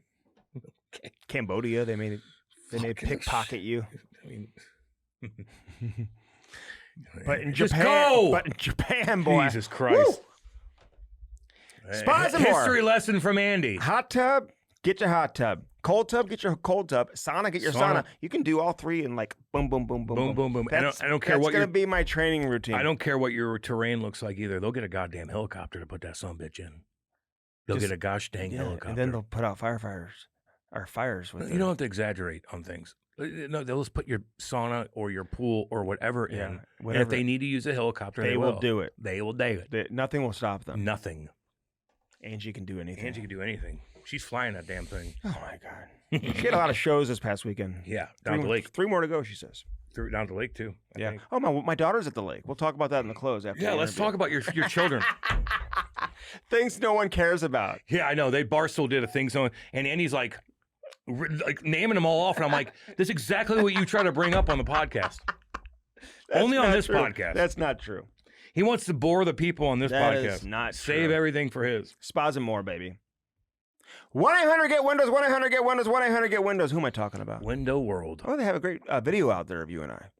I look extra bald. Cam was so Son of mad. a bitch. I'm going to shave my fucking head. Are It's you? over. You keep saying that, but like, why? What's stopping you from because doing I think it? I'm going to look like a psychopath. Well, now's the time to do it. I know. You're right. So we can figure it out. Yeah. No, you're right. If it's a good look or not. Oh, God. Because if it's not, Oh, these cameras, when they get on you, God dang, do I look bald. God. that's when you realize it. That's when you realize it. I don't Bald. think Wyshynski didn't bring that up in the story. No, he should have. It was a great write-up, though, Greg. In general, the whole story was great. I love the fact that the NHL is doing this. Yeah. It was great. Cam's sweating, and he's nervous, and he's trembling. We all were sweating. I think I did better than you think. I'm telling you. Dursey was the best one. All right. He was the star. Eric Johnson was the #1 star last year. Yeah. And interviews his teammates and stuff like that, his best friends. Mhm. And then Tough job. Dursey Darzy is the #1 star this year. He's a good kid. I love it. Yeah, I like him a lot. He's cool. Cool kid. Mm-hmm. Big Apple, baby. Big Apple. Yep. All right, Easy Tiger Cannabis, baby. Easy Tiger AZ. Get that mind right. Did you get your mind right this weekend? Or Oh, yeah. Yeah. I golfed for 2 days. Oh, 18 good. holes. Actually, I golfed by myself for the first time. dude, you haven't invited me to play golf one time. You're the last guy I want to invite, though. I don't like to play with guys that don't know what they're doing, slow as fuck, on the phone all the time where people are listening, and then you're not good. Why would I do that? And not to mention you're going to be late. So I gave you a chance a couple years ago, and now I'm like turned off by it. I wish I could invite you out there, but I don't think you would respect the game enough for me to even do it. I think you're being cheap. You know what I mean? Well, why don't you invite me to the Creve Coeur Racket Club? I will. EasyTigerAZ.com. Check out the website. Hey, talk to a professional, to an expert, and see how they can help you with premium cannabis and how that can impact your life in a very positive fashion. Anxiety, all that anxiety, stuff. Yep. medical issues, pain issues. Do your research on it. Do your research, and they'll help you. They'll talk you through it. Located in Arizona, but available nationwide. They will ship to you, and soon to be have stores all over the country All over the too. place, baby. They're blowing up. EasyTigerAZ.com. All right, Brandon Hagel. He's a shit kicker. I mean, what a career this guy has turned into. Yes. Fun to watch. It's amazing, man, to watch this guy develop into a player that scores 30 goals every year and will fight at the drop of the hat. He's a guy you want on your team. Goes from downtown Chinatown. From the ankles, yeah. All right, Brandon Hagel. Let's go. Brought to you by Stiefel, baby, where success meets success. The Cam and Strick podcast is brought to you by First Form, baby. Use our link and do it today. www.firstform.com/camandstrick. Get jacked now. They are the real deal. Get that protein, check out the apparel, eat those bars, and drink those energy drinks. Firstform.com/camandstrick. Yeah. Now on to the interview. What are you working out today or what? Yeah, I work out and skate, so that's where I just came back from. With who? Colton Parayko? No, I actually work with like Schwartzy and shoot on Carter Hart and Jari and a couple other goalies. So Schwartzy. So where are you at So- exactly? Love Schwartzy. I'm in Edmonton. Okay. I grew up in Morinville, so far away. We were never in Edmonton. My parents are out in Leduc, so everyone's pretty close. Yeah. Like Yeah. we know where that's at. I do know. No, where- you fucking Dude, I don't. watched his grassroots story. So did I. I watched it too. Canada. You're a He's mama's boy, he's according to your mama. Yeah, that's what they all say. Good old Canadian boy. Yeah, you are. Shit kicker, man. Sasky boy. Where'd you get your toughness from? I don't really know, to be honest. Probably Sasky. I got a bunch of uncles, pretty Yeah. close family. There's some big boys on my dad's side, so I'd have to say that. God, you did knock some cats out. God, I was looking through your highlight reel. You do throw from downtown, baby. Like Yeah, you're tricky though. Like I always had to worry. You know who else did that? Carcillo was kind of like that, and Zach Ronaldo, where you kind of don't know where you're at, and they throw so hard. And I don't know, man. It's pretty scary. You're a scary dude. Because Sometimes you're an angry fighter. You're an angry fighter. I like it. It's like if you fight, it's like you're pissed off. That's why you're fighting. I like it. Yeah, pretty much. I'm just kind of a lunatic, honestly. I just first punch wins. It's kind of my mentality. Eat one, or hopefully yours lands first. Yeah. You should have gotten into wrestling back then. I feel like you'd be a good wrestler. Like not the WWE wrestling, but like the real wrestling. You know, you just kind of have that mentality for it, man. Yeah, my How's dad was Tam- a wrestler, yeah. so maybe that Was was he? it. Yeah, there you go, man. Yeah, they have like a certain type of mentality. How's Tampa, man? Living life in Tampa, you got to love that. Yeah, it's unreal. You can't I'll say it to the day I die. I mean, I haven't played in a lot of other places, but Tampa's got to be the best place to play. I mean, we're like 8 minutes from the rink, no traffic to get to the rink. It's Really? It's good. And then obviously no traffic. No Yeah. traffic? How is that possible? There's a lot of people that move down to Tampa. How's there no yeah, traffic? I mean, you get to the highway maybe, but I mean, from our place, it's literally I leave for creeping the there. rink 10 minutes before I need to be there, and without a doubt, I'm making it. You live on the water, like Stamkos? No, I'm not on the water. It's pricey out there. That's for Shit, sure. I'm yeah. sure it's pricey out there. You Maybe don't need that. Stammer needs to give me a deal or something for a couple of his properties. Well, the out hurricane's there going to make come it work. anyway, and he's going to have to deal with it. Yeah. Dude, he knocked you out. I mean, like you were on the same team and he ran you over. Yeah, I couldn't yeah, believe know. that highlight. What did he say to you after that? I mean, and it was so like obviously unintentional, but he like even like followed through a little bit. You know, his arms kind of got extended. I couldn't Yeah. believe that. That was crazy. Yeah. What did he say to you after that? I can't even remember, to be honest. I was like, oh, okay. We move. That's got to be the worst feeling though, if you do that to your teammate, you know. Oh, What, yeah, get hit by your brutal. teammate like I Yes. did? Oh my God. Yeah. I got knocked out by only time I got knocked out, Brad Winchester ran into me at home. Choked on my tongue, dude. It was god awful. Yeah. God awful. But yeah, you Brutal. have bagged some guys up. Guy, I was looking at your highlights, like even like Line back in the day, like what he wanted to fight you. I'm like, I've never seen him do anything physical, really. And all of a sudden he squares off with you and you fucking catch him twice. The first one you almost knocked him out, and then you went downtown Chinatown again. Were you surprised he fought you? Yeah, a little bit. I mean, it was my first year in the league. By no means did I fight at all. And I was looking at him and he was huge. And I think he was going through something at the time. I think Torts was all over him. And Oh God. it was that time where, I don't know, he was getting benched or something. And then I hit his teammate and then he just asked me to fight. I'm like, oh boy. I'm like, he's big. I don't really know. We'll see, I guess. And like you said, fist touched the ice and then comes over top and it worked out.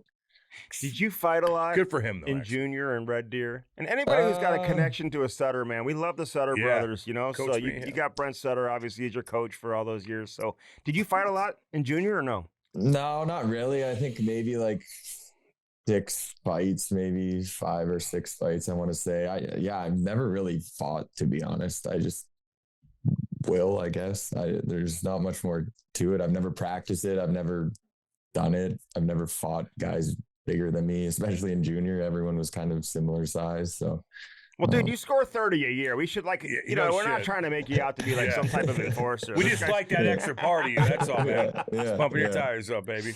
I know. But like Brent Sutter, though, real quick, man, like what kind of influence, you guys get along? Like you like him as a coach? You still keep in touch with him? Yeah, I loved him. I think he was the best thing from my career. everything he did for me was incredible. Obviously, I went through that time where I didn't sign with Buffalo, and he was the first one to call me. And he was basically like, hey, like if you do everything you can in the summer, I'll do everything I can for you. So he was that type of guy. He wanted the best for you.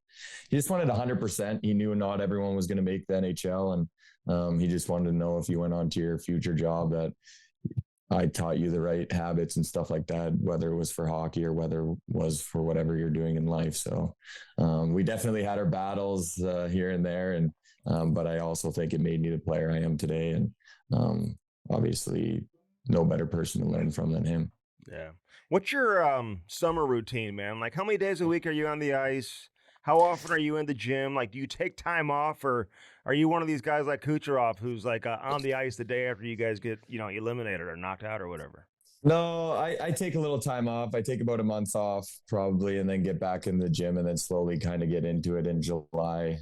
Start off a couple of days a week, and then by the end of it, it's probably 5 days a week. I'm obviously fortunate enough to go back to Tampa usually, and month before camp and skate with Cooch every day. So that's obviously a bonus. But yeah, I don't know. I think for myself, I think you need a little bit of a break from the game.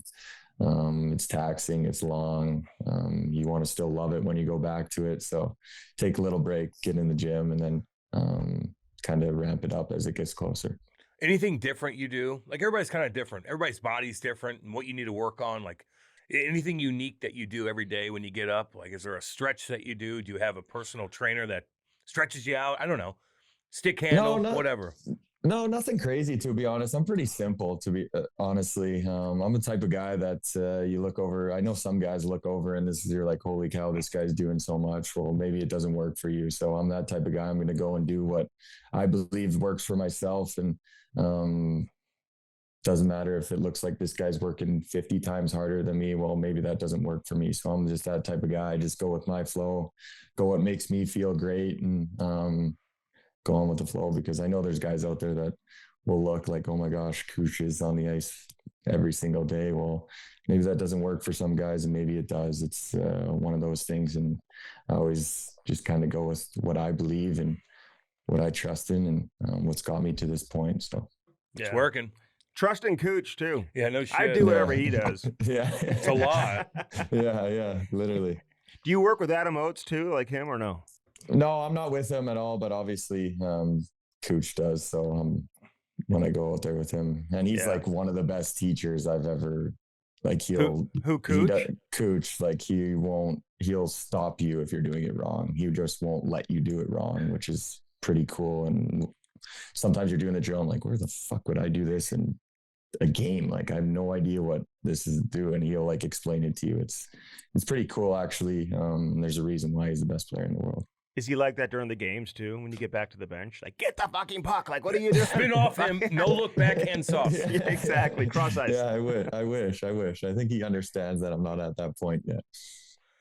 Dude, how does Chicago let you? I remember when they traded you. First off, I mean, the fact that Buffalo drafted you and they didn't sign you. God. Like, come on. Wake up, Buffalo. Come on. It's time. You got it. It's time to get it going, Buffalo. Jesus. Chicago. Figure it out. No shit. Jeez. I mean, they had Dylan Strome, too, when you were there. Yep. Yeah, all these cats, who were, DeBrincat was there when you were there. So they had their run, man. I mean, Chicago, I'll give them a little bit of it. But the fact that they had you and they let you go, I remember reporting that at the time when you got traded. Yeah. And it was like all these draft picks and first-round picks and all this stuff. And people couldn't believe that they were actually moving on from you. Were you completely blindsided by that trade? You had a great contract, too, at the time. Yeah, I was. I did not see it coming at all. I think there was like the coach said something earlier in the week, because there was like rumors and stuff like out there. And I joked about it in the media because they asked me about it. But I heard the coach say earlier, he's like, I think he said something along the lines, if Hagel gets traded, I don't know what type of rebuild or something we're doing here. Said something along those lines. So I'm like going to the rink. I'm laughing. Like I couldn't be in a better spot. And then, after practice, one of the guys called me over. I'm like, what's this all about? He's like, come with me. I'm like, I traded? He's like, I'm like, oh boy, here we go. And then that was kind of it. But I love Chicago. It's super cool place to play, unbelievable city. But yeah, I was definitely blindsided a little bit. Great city. But you're like, oh, who traded for me? Oh, Tampa. Oh, okie dokie. I'll pack Yeah, up. I'll go there. It was crazy because they were like, well, we can't tell you where. I'm like, oh, okay. Because it had Really? to go through like the NHL still. I'm like, all right. So I'm like sitting at home. It's like an hour and a half goes by. I'm like, still don't know. I've told my parents I'm like traded, but I don't know. To China. Where. Yeah. To the KHL. Yeah. Dude, that's crazy that they didn't. And they knew, and that somebody wouldn't tell you inside the organization. I don't like they couldn't tell me. So I didn't know until, I think it was like my mom called me because it was getting leaked a little bit online before I found out and stuff like that. So, but yeah. What was the biggest difference going from Chicago, and there, at the time, it is what it is, to Tampa? Like, even in practice, when you go to a new team like that, what was the first thing you noticed the guys were doing? They're like, oh, yeah, they're on the right page. They're different. They're different, yeah. It wasn't even like more like the practice stuff and like that. It was just kind of the vibe in the dressing room. I was like, as soon as I walked in that dressing room and the relationships and the stuff we did, like as I got there as a team, I was like, this is incredible. I was like, no wonder these guys win back-to-back Stanley Cups. I was like, I've never seen something like it, that it was like a whole team. If there's a barbecue, it's kind of just like, someone has a barbecue, maybe 8-9 guys show up. I mean, the whole team's there with kids and families. I was like, this group is special. And obviously Stammer, one of the best leaders in the entire game of hockey. And I'm very fortunate to even come from Kaner and Taze, and then I get to walk into Stamkos, Cooch, Hetty, all these guys, you name it, guys that won. So it was different because they're coming off in back-to-back Stanley Cups. It's like, all right, well, sorry. It's like, well, I don't want to step on anyone's toes. That's for sure. So it was definitely different. It was crazy. Hockey's such a small world, but I never played in those like types of events growing up. So I didn't know one guy on the team. Not a single guy that Really? Wow. knew. Yeah. That's kind of crazy. Hey, was Kane like Kaner, like as a teammate? Like, I mean, he's such a legend. He was there in Chicago, obviously, so that's where his legendary status is at its highest. Was he good as a teammate? Like, would he help you out with stuff? Like, you talk about Cooch kind of working with you on the ice. Is Kane the same way in terms of doing some of that stuff?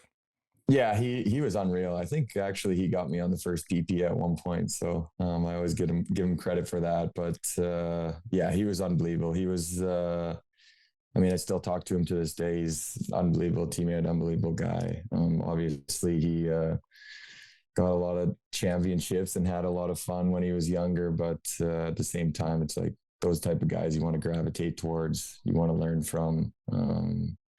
I don't care who you are, if you're young or not. I think that's your first.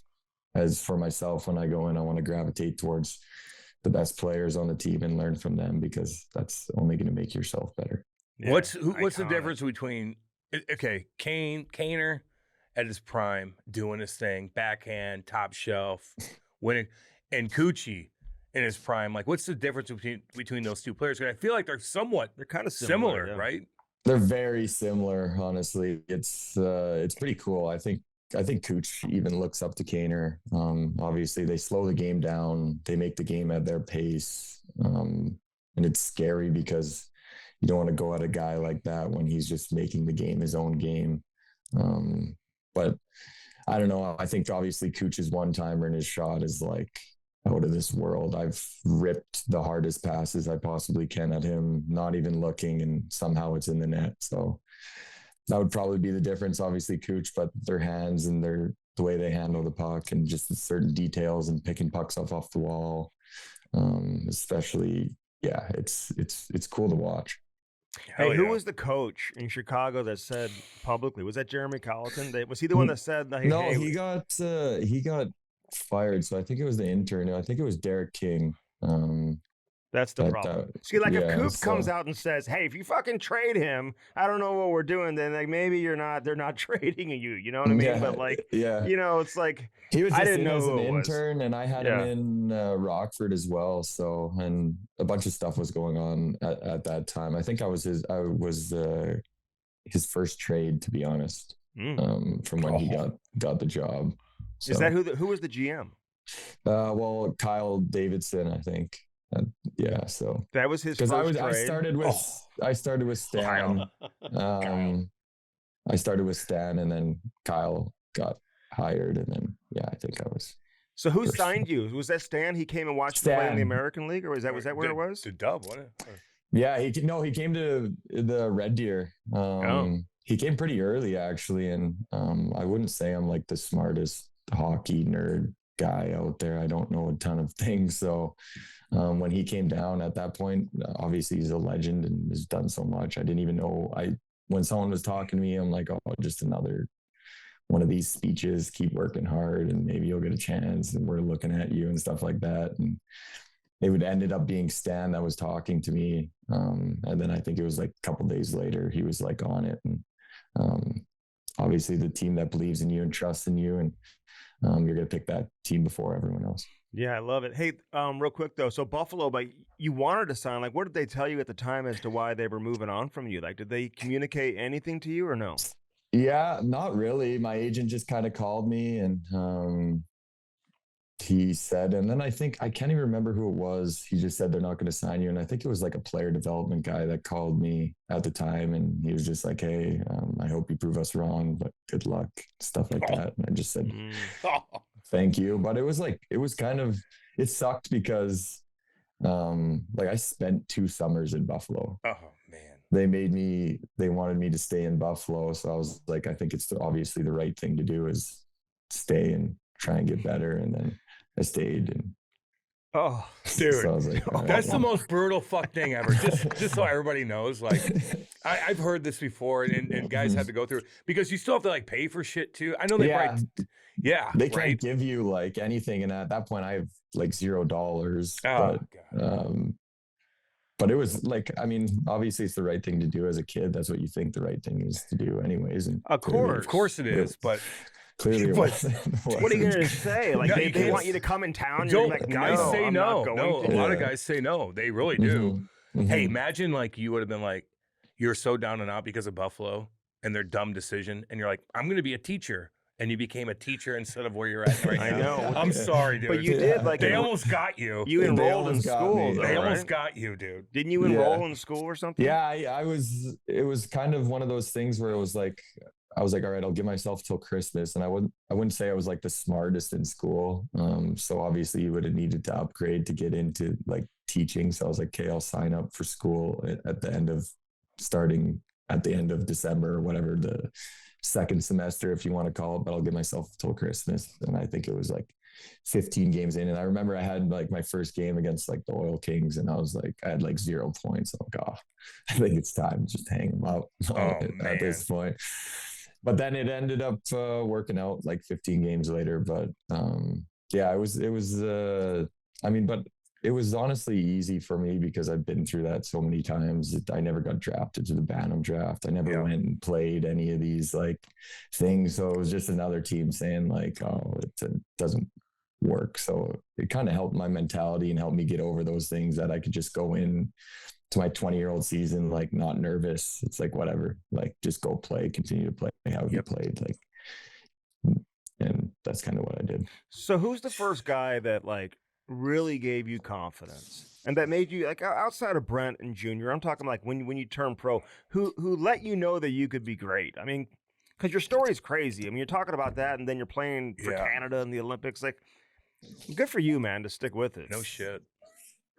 Yeah, I couldn't even say like what it was. It was great for me too, and I'm like appreciative of like when I come in, I started on like the 4th line and had to work my way up. So it was one of those things, and it was like when you see that continuing to go upwards and moving up lines, and then you're playing with Patrick Kane your first year halfway through the season, it's like that's kind of a confidence booster itself. It's like, okay, well, this guy believes in me, and then I'm going to continue to do that. And then I go over and get to Tampa. And Tampa at the start was different because obviously you work your way up, but then you come into an NHL or a Stanley Cup winning team back-to-back years. It's like, all right, well, and then you're not playing as much. And it's kind of like one of those things that you got to kind of navigate a little bit. But I was able to do so earlier in my career, having to work my way up. And then obviously the next year, Coop gave me that opportunity to play with Pointer and Cooch early in the season, and it just kind of clicked. So a lot of credit to Coop as well, trusting me in that sense and giving me that opportunity right away after he probably only knew me for half a year. And I played really well in 2 good rounds of the playoffs that year. So yeah, I would say I'd give credit to Coop, obviously, in a lot of that sense, and trusting me and giving me such a big opportunity to play with a 50-goal scorer and MVP and you name it, he's got it, right? So I would say him. But see, we've known Coop though since, you know, he's coaching tier 2 here in San. Like he had to earn his way up too. You know what I mean? So it's like you guys kind of have a lot in common from that standpoint. Even though you're a player and he's a coach, it's like nothing was really handed to him. He just kept like winning and then getting more opportunities. Yeah. You know what I mean? At the next level, but no one really knew who he was. Like when he's coaching tier 2 here, and then he goes to the USHL and things just start falling. You got to win, into baby. Place for him. Yeah, so exactly. Hey, what's your mindset when you're on the line with Pointer and Coochie? Like, are you like, okay, I'm just gonna go get the damn puck. I'm gonna win that battle, and I'm gonna find those two, and they're gonna do their thing. And I'm gonna stand in front of that damn net. Like, is that what is it? Are you simplifying things? Not trying to overthink things? Yeah, definitely. I think so. I think sometimes I'll catch myself trying to get him the puck probably too much, but who wouldn't? Because when it's on his stick, something's probably happening. But at the same time, it's get the puck and you get it to them, and it's only going to benefit you.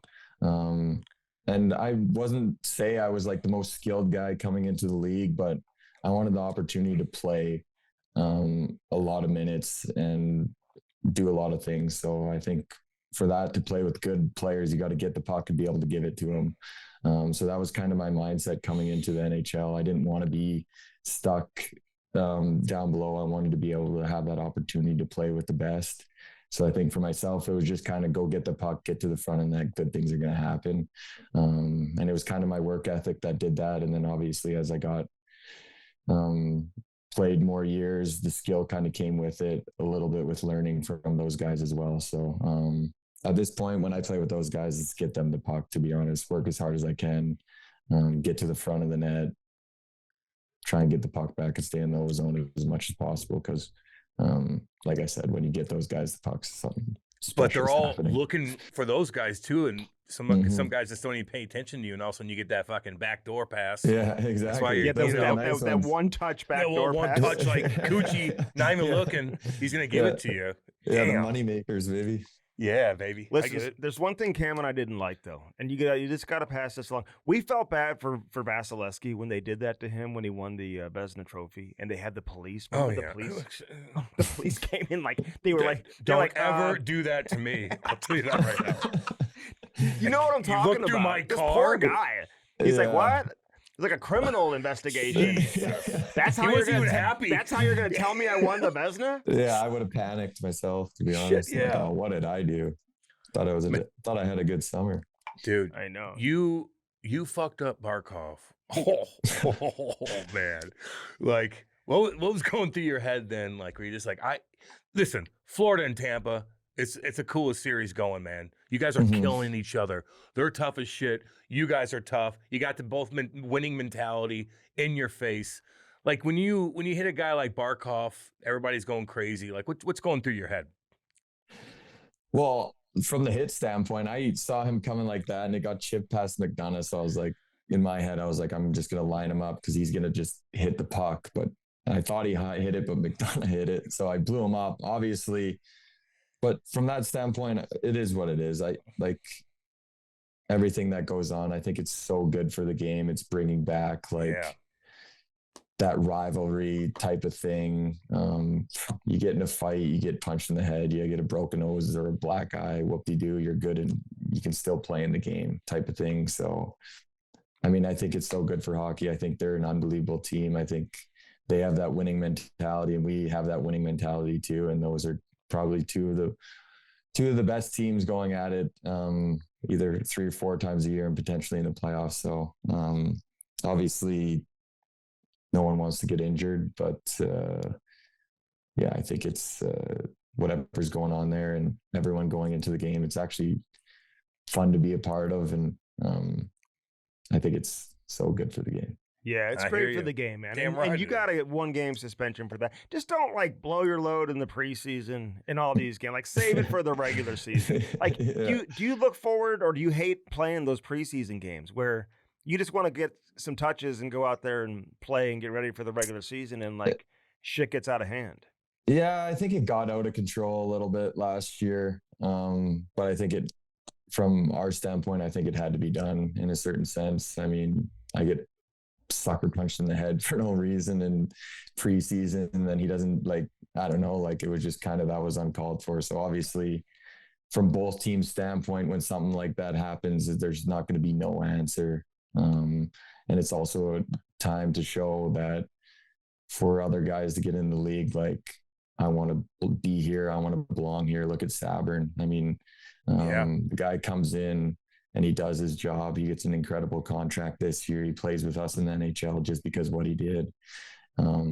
Not many guys want to do that. Not many guys want to be in that role, but credit to him, man. He's right after those games, I think we talked to, there's a bunch of us that talked to Coop and Julian. It was like, we want this guy on our team.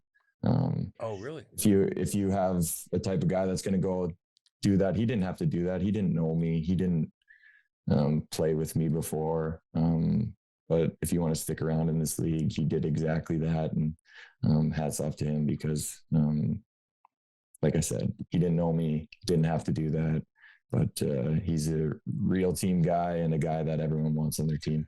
He was Dude, grinding I for a bit in love the hearing minors. that. He was Mhm. grinding for a while, man. Yeah. And getting Yeah, I it love was- hearing that. It's a good message I like for that. I other like that. leadership groups Damn around the right. fucking league. Yeah, Go to shit. the coach, go to the management, be like, we want this guy in our exactly room. right. Yeah. Yeah. So yeah, he would like you said, he was grinding in the minors. Grinding. His career was kind of just probably going to go in that path. But he took that opportunity, and it was, I mean, who doesn't want a guy that does that for you? So somebody sticks up punched for you, or was that Ekblad that got you with No, the? that was the next guy, No, right? it Oh was my God. preseason. Greer just sucker punched yeah. me twice in the head, and I was standing there. I was like, all right, whatever. All right, What- that's what is right. going on here? There's a lot that Yeah. went down with you guys, I so it's know. like it's hard I to know. keep up with. Yeah. But Yeah, Sabern- but it's all good. It's awesome.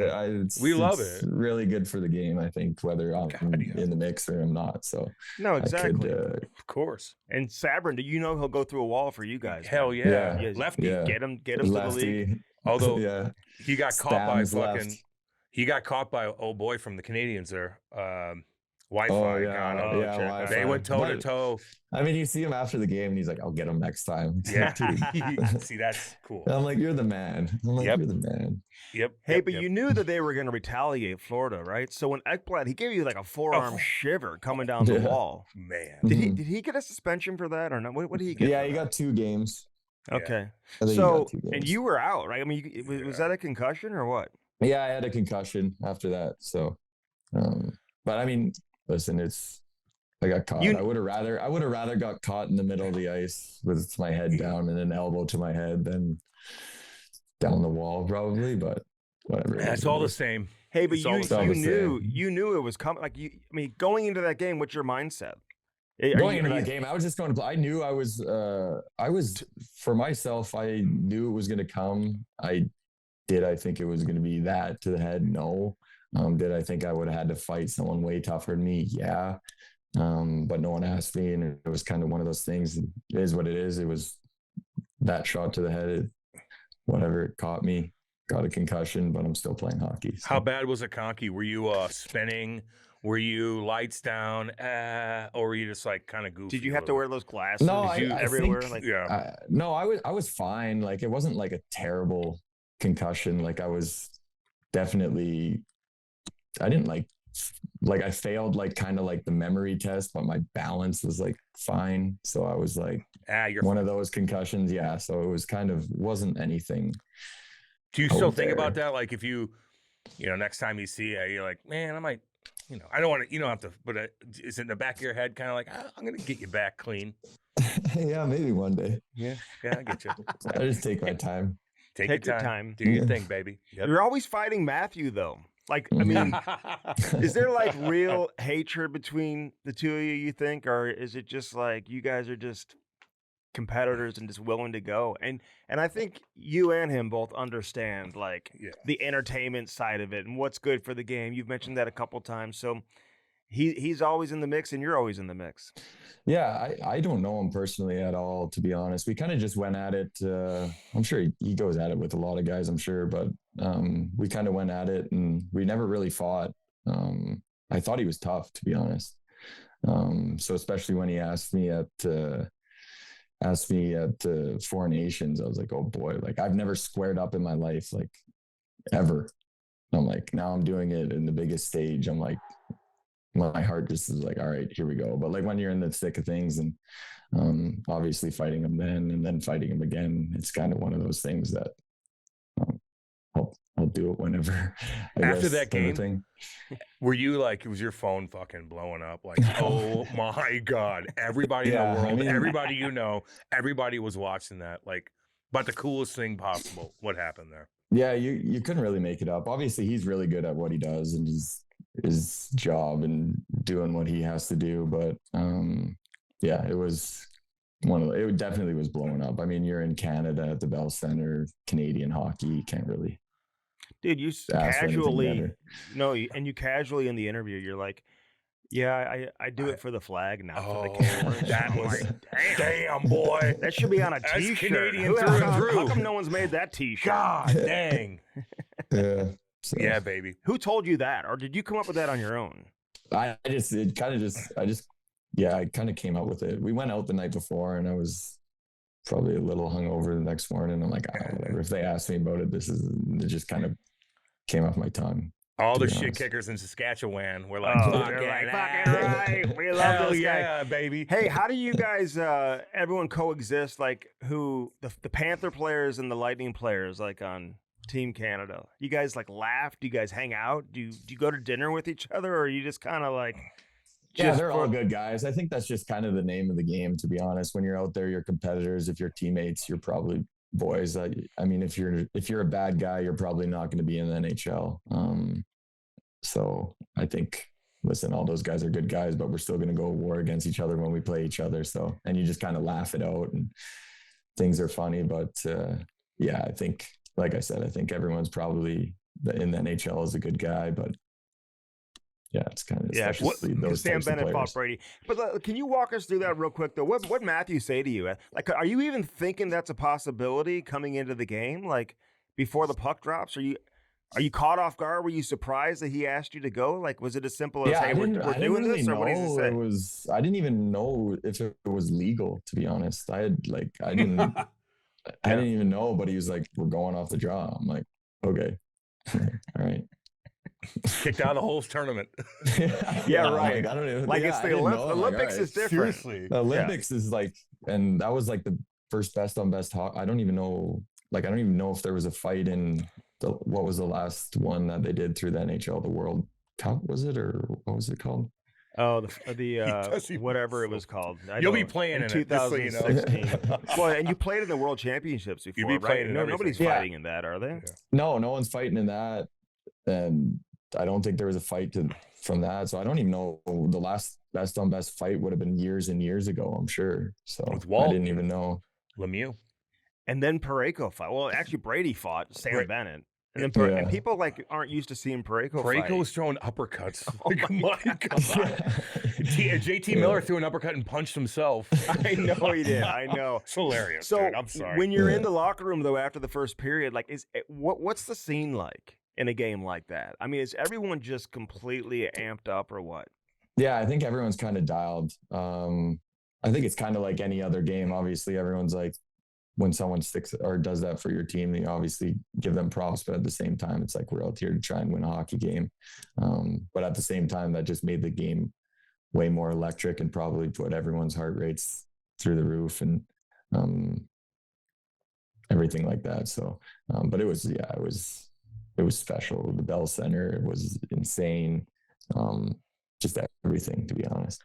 Dude, what an experience, though. Like, when you're playing with Crosby, McKinnon, McDavid. McCarr, like all these guys, and they're all like your teammates for Yeah. Bennington. Bennington's cool shit. Hopefully you got Yeah. to know him. Hell pretty yeah. well, Yeah, too, he's a man. legend. That guy's a banner. legend. Yeah. So I Banner's mean, good. you just got to sit back and. I mean, I know Do you your thing. appreciate it, but one day, man, you're gonna look back and be like, "Damn, dude, that's an unbelievable achievement." Really, I could say experience, but just the achievement to be on the team. How do they tell you made the team? Does Army call you? No, well, Julian was part of it as well, so he called me. But it was crazy because we played the next day on an afternoon game, I want to say, but it was the time change. So I got the text from Julian or told me to call him at like 6:30, 7 o'clock in the morning because they were releasing it at like noon somewhere, and we were in LA at the time. So, but yeah, he told me, and he was the one that told me because he was part of the GM group there. So yeah, it was. Were you obviously surprised, special. or were you when you get that call? Are you like, God, like the Hulk? Like, did you have a great game that day? Like, you're pumped up. You walk in the locker room, like, what's up, baby? Yeah, it was. Yeah, I actually did have a really good game that day, Hell so it kind of worked out. But no, it was obviously I never even would have thought this 3 years ago that I would have the opportunity to play for the Olympic team, let alone with some of these players that I looked up to as I was a kid and still look up to this day. I mean, if you want to be the best, you got to learn from the best, and I get that opportunity. I don't care where I play or what I have to do or how many minutes I play. I get this opportunity to wear a flag and get to play with some of the, or if not the best players in the entire world. So it's special. I'll never take it for granted. And I definitely sit there some days and feel that feeling because, like I said, I got pushed away many times in my career. And then I would take that phone call over the whatever phone call back in Bantam or whatever they call it now. So When Buffalo called you and said they don't want to sign you, yeah, exactly. try to. You would have been a fucking teacher. Thanks for living Like, here. that pisses me off. Actually, Thanks for like spending money and tax money. In Buffalo. yeah. Thank 2 you for your years in a support. row. Yeah. Oh yeah, But they had to be cool. Would you call your parents, man? Who'd you call first? Like your mom or your dad, or were they in the same room or what? Yeah, I texted my parents, and then obviously when they were awake, they gave me a call. So it was pretty special. But we had to head out to a game right away. I wanted to say we played like a noon game or something. So Oh shit. it was nice to kind of after be able to talk to them. That moment's pretty special, and obviously having them there as well and being able to be a part of it is even better. Yeah, you're not going to get more. You're probably not going to get any more fights like Sokovsky last year. Like when you guys were battling in front, and all of a sudden you're talking to him, like this isn't going to happen anymore. By the way, but when you caught him, and then you go to the penalty box and start mocking him too, dude. I'm watching that game like, God, this guy, like, you're scary, man. Well, like how it started was he like punched me obviously, and he was like, anytime. I was like, anytime, and he's like, yeah, anytime. I'm like, now. He's like, yeah. I'm like, okay. And then we backed up, and then I went to the box and obviously did what I did. I don't even remember what I did, but when I went to the box, and the reason I gave it one of those was because I looked at him, I said, anytime, hey, and then he goes, anytime. And I was like, what? Yeah, but like, you gave again? it the old like mid, right? Didn't like No, like what Rob Ray used to do. I think he went like this. Yeah, the too small. Yeah. Yeah, yeah, too too small. small, Dude, yeah. that's what like my 10-year-old son does. You know what I mean? Like he's like, oh yeah, they do that in practice. Like it's so great. funny. I think they probably got it from you, to be honest with you. I love it. How about when you went crazy on Darlene, dude? Like you like literally like just attacked him. Darlene, Yeah. what did he do to you? I don't know. He just always cross checks me in the worst spot possible. So I just kind of had enough, to be honest. That's what you got to do, though. You got to, man. And now people know, like They're not fighting you anymore. Yeah, well, You're not going to get those I anymore. think something happened in the previous game. If I can't remember what it was, but so then that's kind of why that game got a little bit out of hand as well. I mean, you did get chirped in by the world. You did get chirped by Aho one time. He crossed his eyes at you and made a funny. you were laughing. You were laughing. Hysterical. What was that? What did he say to you? I don't even remember. I don't even really remember what it was about, to be honest. But yeah, it was hilarious. I mean, listen, I met him. I ended up meeting him at Four Nations. He was a really good guy. It was just kind of the heat of the moment, and I just started dying laughing. I was like, wow, you did get me. Like he got me. I was like, I've never got that before. Dude, keep doing the funny shit. Please. Like when you grab the puck out of Shesterkin and like throw it in the net or whatever. It's like, just entertain us. Entertain us, dude. Yeah, They're gonna love you forever, man. I don't know what I'm doing out there half the time, to be honest. Good. I know. Good. But people have to laugh. Other players probably laugh about it. Yeah. Yeah. You know, I mean, shit, man. You got to entertain. Hey, what was your reaction to signing the big ticket, man? Good for you. It wasn't like 18.8 like Celebrini just signed. And Holy Carlson cow. and these guys. You should have waited a couple Outrageous. years to sign your Yeah. deals. What do you make out of all these deals?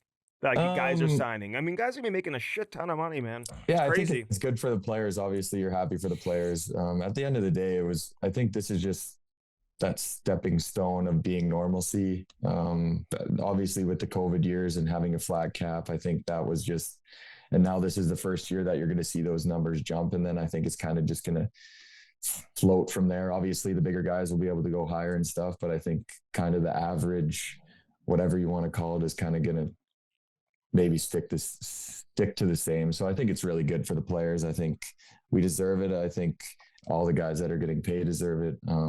Nothing more than you want than seeing a buddy or another guy that gets paid, that is grinded for a while. So I think it's good. But for myself, I mean, when I was in Tampa, I didn't want to leave this place. I talked to a lot of guys about it. A lot of guys said really enjoy where you want to play and think about the future as well. If you can potentially see yourself here for a while. Some guys went to places and hated it and wish they would have stayed other places. So the grass ain't always greener on the other side. I was the one who signed the dotted line, and I'll never look back. And I'll keep going forward. It doesn't matter how much I make. Yeah, good for Dude, you, I man. love it. That's a damn good mindset right there, Tax-free baby. state too. You It's got like- hurricanes. It's the equivalent of making like 8 or 9 everywhere else. Hey, but didn't you have to leave when those two hurricanes came kind of back to back? Did you guys Yeah, all yeah, have to leave? I remember that. Well, everyone, like, we left 2 of my years, I think. And then 1 year, everyone, like, it's been like kind of like a joke. Like, we always leave and nothing really happens. There's a couple trees down here and there. Everyone, it's hilarious. Everyone throws like COVID parties. Like, you go to the bars or people's houses and everyone's just like, or not a COVID party, a hurricane party. Sorry. Thank you. Don't say a COVID. I don't even. COVID We don't party. need to get into that. Fucking. Does everybody wear Hurricane party Fauci. or whatever. Everybody put a mask on. And put mask up. Yeah. So, but then ended up flooding, and we stayed for that one. And it was kind of scary, to be honest. Well, I knew it wasn't getting in my house, but they, like, both my cars in my garage were completely flooded, ruined. There was people like carrying people on their back in houses that were on the floor. There would have been like 6-7 feet in your house. And then there was just Nasty like, I was water. like, yeah. And I was like, all right, well, I'm going to like maybe just lay down. It was like 1 o'clock and it was supposed to end at like 2:30, but I knew it wasn't touching my house. And I get in bed and someone was like screaming for help. I'm like, oh, like, what am I supposed to do? So I go down there, my neighbor's screaming. Like, I'm like, I'm not getting in this water. Like, I don't know, gators, electrocuted, like snakes. I'm like, Malaria. I'm like, yeah. So then my neighbors are going out to go, and then this guy was just kind of like, this older guy was just stuck in his house. They ended up getting him out, obviously, but yeah. So, but there was a mandatory evacuation. So I think it was like one of those things where, like, if you called like the police for help or whoever for help, they wouldn't come, put themselves in danger because they told you like 2 weeks ago to leave, like, get out of there. So Damn, dude. I would have rescued you. No, you wouldn't have. I would have come and got him. A baby gator would have got you. I'm like, oh my, hold on, I'll be right fish back. I'm would've got you. calling, I'm finding somebody to come Dude, get you. you get in that water, man, you're going to have like fucking yeah. earaches and who knows. Yeah, exactly. Like, What kind of cars got ruined? Like nice cars that you have? Yeah, Like I literally just moved into my house probably a week before that. And then I got my car like a week before that as well. So I had a Porsche and a Range Rover. So Jesus. hey, let me ask you. Insurance. You're from Saskatchewan, lived up in. He's from Alberta. I know, but I like to say It's all good. Same area. We're down in the middle of America. It is what it is. We kind of consider the same thing. So living there, growing up there, and then going down to Tampa and living that lifestyle, are there like really tan couples coming up to you wanting to hang out later at night? Jeez. I'm just asking. With pineapples on the porch. like, is there any, like, there's a big difference, am I right? Yeah, massive difference, I think. But yeah, it's hilarious, man. Like when coming from Alberta or Saskatchewan, whatever you want to call it, I had no clue about like any of these like fancy restaurants or like clothes, or like I was just whatever my brother, God, give it to me, dude. Like I going to like grab like DC shoes and stuff like that. Like that's all I kind of knew. Like, and then going, so I'm still learning. Like I don't even know half of these. I'm like, whatever. Just pretty simple. I bet your coochie dress is nice. I bet you those Russians, They're spending some money. Who spends the most money on the team? Like just like has the most shit. I don't even know. I think everyone has their type of little thing that they like. I know Vasi likes cars. I wouldn't know who spends the most. I think everyone's pretty similar. I don't think anyone's too outside the box. Guys have their wine. Some guys like their watches. Some guys boats, all types of things. Who's got the boats? Nobody? No, I don't think anyone has a boat. Really? I'm not much of an ocean guy myself. I don't mind getting in the water, but out there, it's like traffic, man. You need to know what you're doing. Yeah, you do. You do. You're fucking right. You better know. I think it's more like lake, Miami. Give me a lake in Saskatchewan. I don't need to be going I'm a lake guy. I'm with you. I'm a lake guy. That current, man, will get you, dude. I'm with you. I think if you're in like Miami or something, I think no, you're more people have prone to boats. have a no, boat. people have boats in Tampa Bay. I'll tell you that right now. Like, I see them on the water across the street from the hotel. I think it's somebody's more got for them. like scenery and stuff like that. Like, oh, my parents are down. We'll just go for a boat ride. Like, I don't think no one's really too into fishing. I don't think like that. So, how often do your parents come down? That's gotta be that's a tough trip right there. Yeah, it's a hike, but they get to come down for probably a couple weeks usually. They'll come down for a couple weeks throughout the season. And my brother, he comes down quite a bit. Oh, he wants to come down. Yeah, he's coming. He's like, I like this world down here. This is nice. Beautiful women everywhere. Like he's like the mayor of like the rink, man. He walks around like that's cool. Talks to everyone. He's he's like my best friend. So is he older or younger? He's older. He's 30. So yeah, he comes down quite a bit. So are it's either nice. of you guys married or anything? You have kids? My brother's married and he's gonna have a kid soon. So I think he's got to get a couple more trips in before. Well, are you single? Comes. Yeah, I'm single. Oh, you son of a bitch! Yeah, dude. Good. How old are you again? How old are you right now? 27. Oh, just entering his prime. Are you cruising around? Like, what are you doing? Are you just like whatever? Like you know, I'm just kind of whatever. Just do my thing. Yeah. Good for you. What man. about like your boys, like Point, Sorelli? Like you got a good crew. Like, are they all married with kids and stuff like that, or is everybody single? I think pretty much everyone's married. We have a lot of guys with kids. I think pretty much everyone's married. I want to say it's just me and Sorelli. You two. The Canadian. Are you guys telling Olympians. stories in the morning? Like, okay, sit down. We want to live vicariously through you. Yeah, the boys love the stories. That's for sure.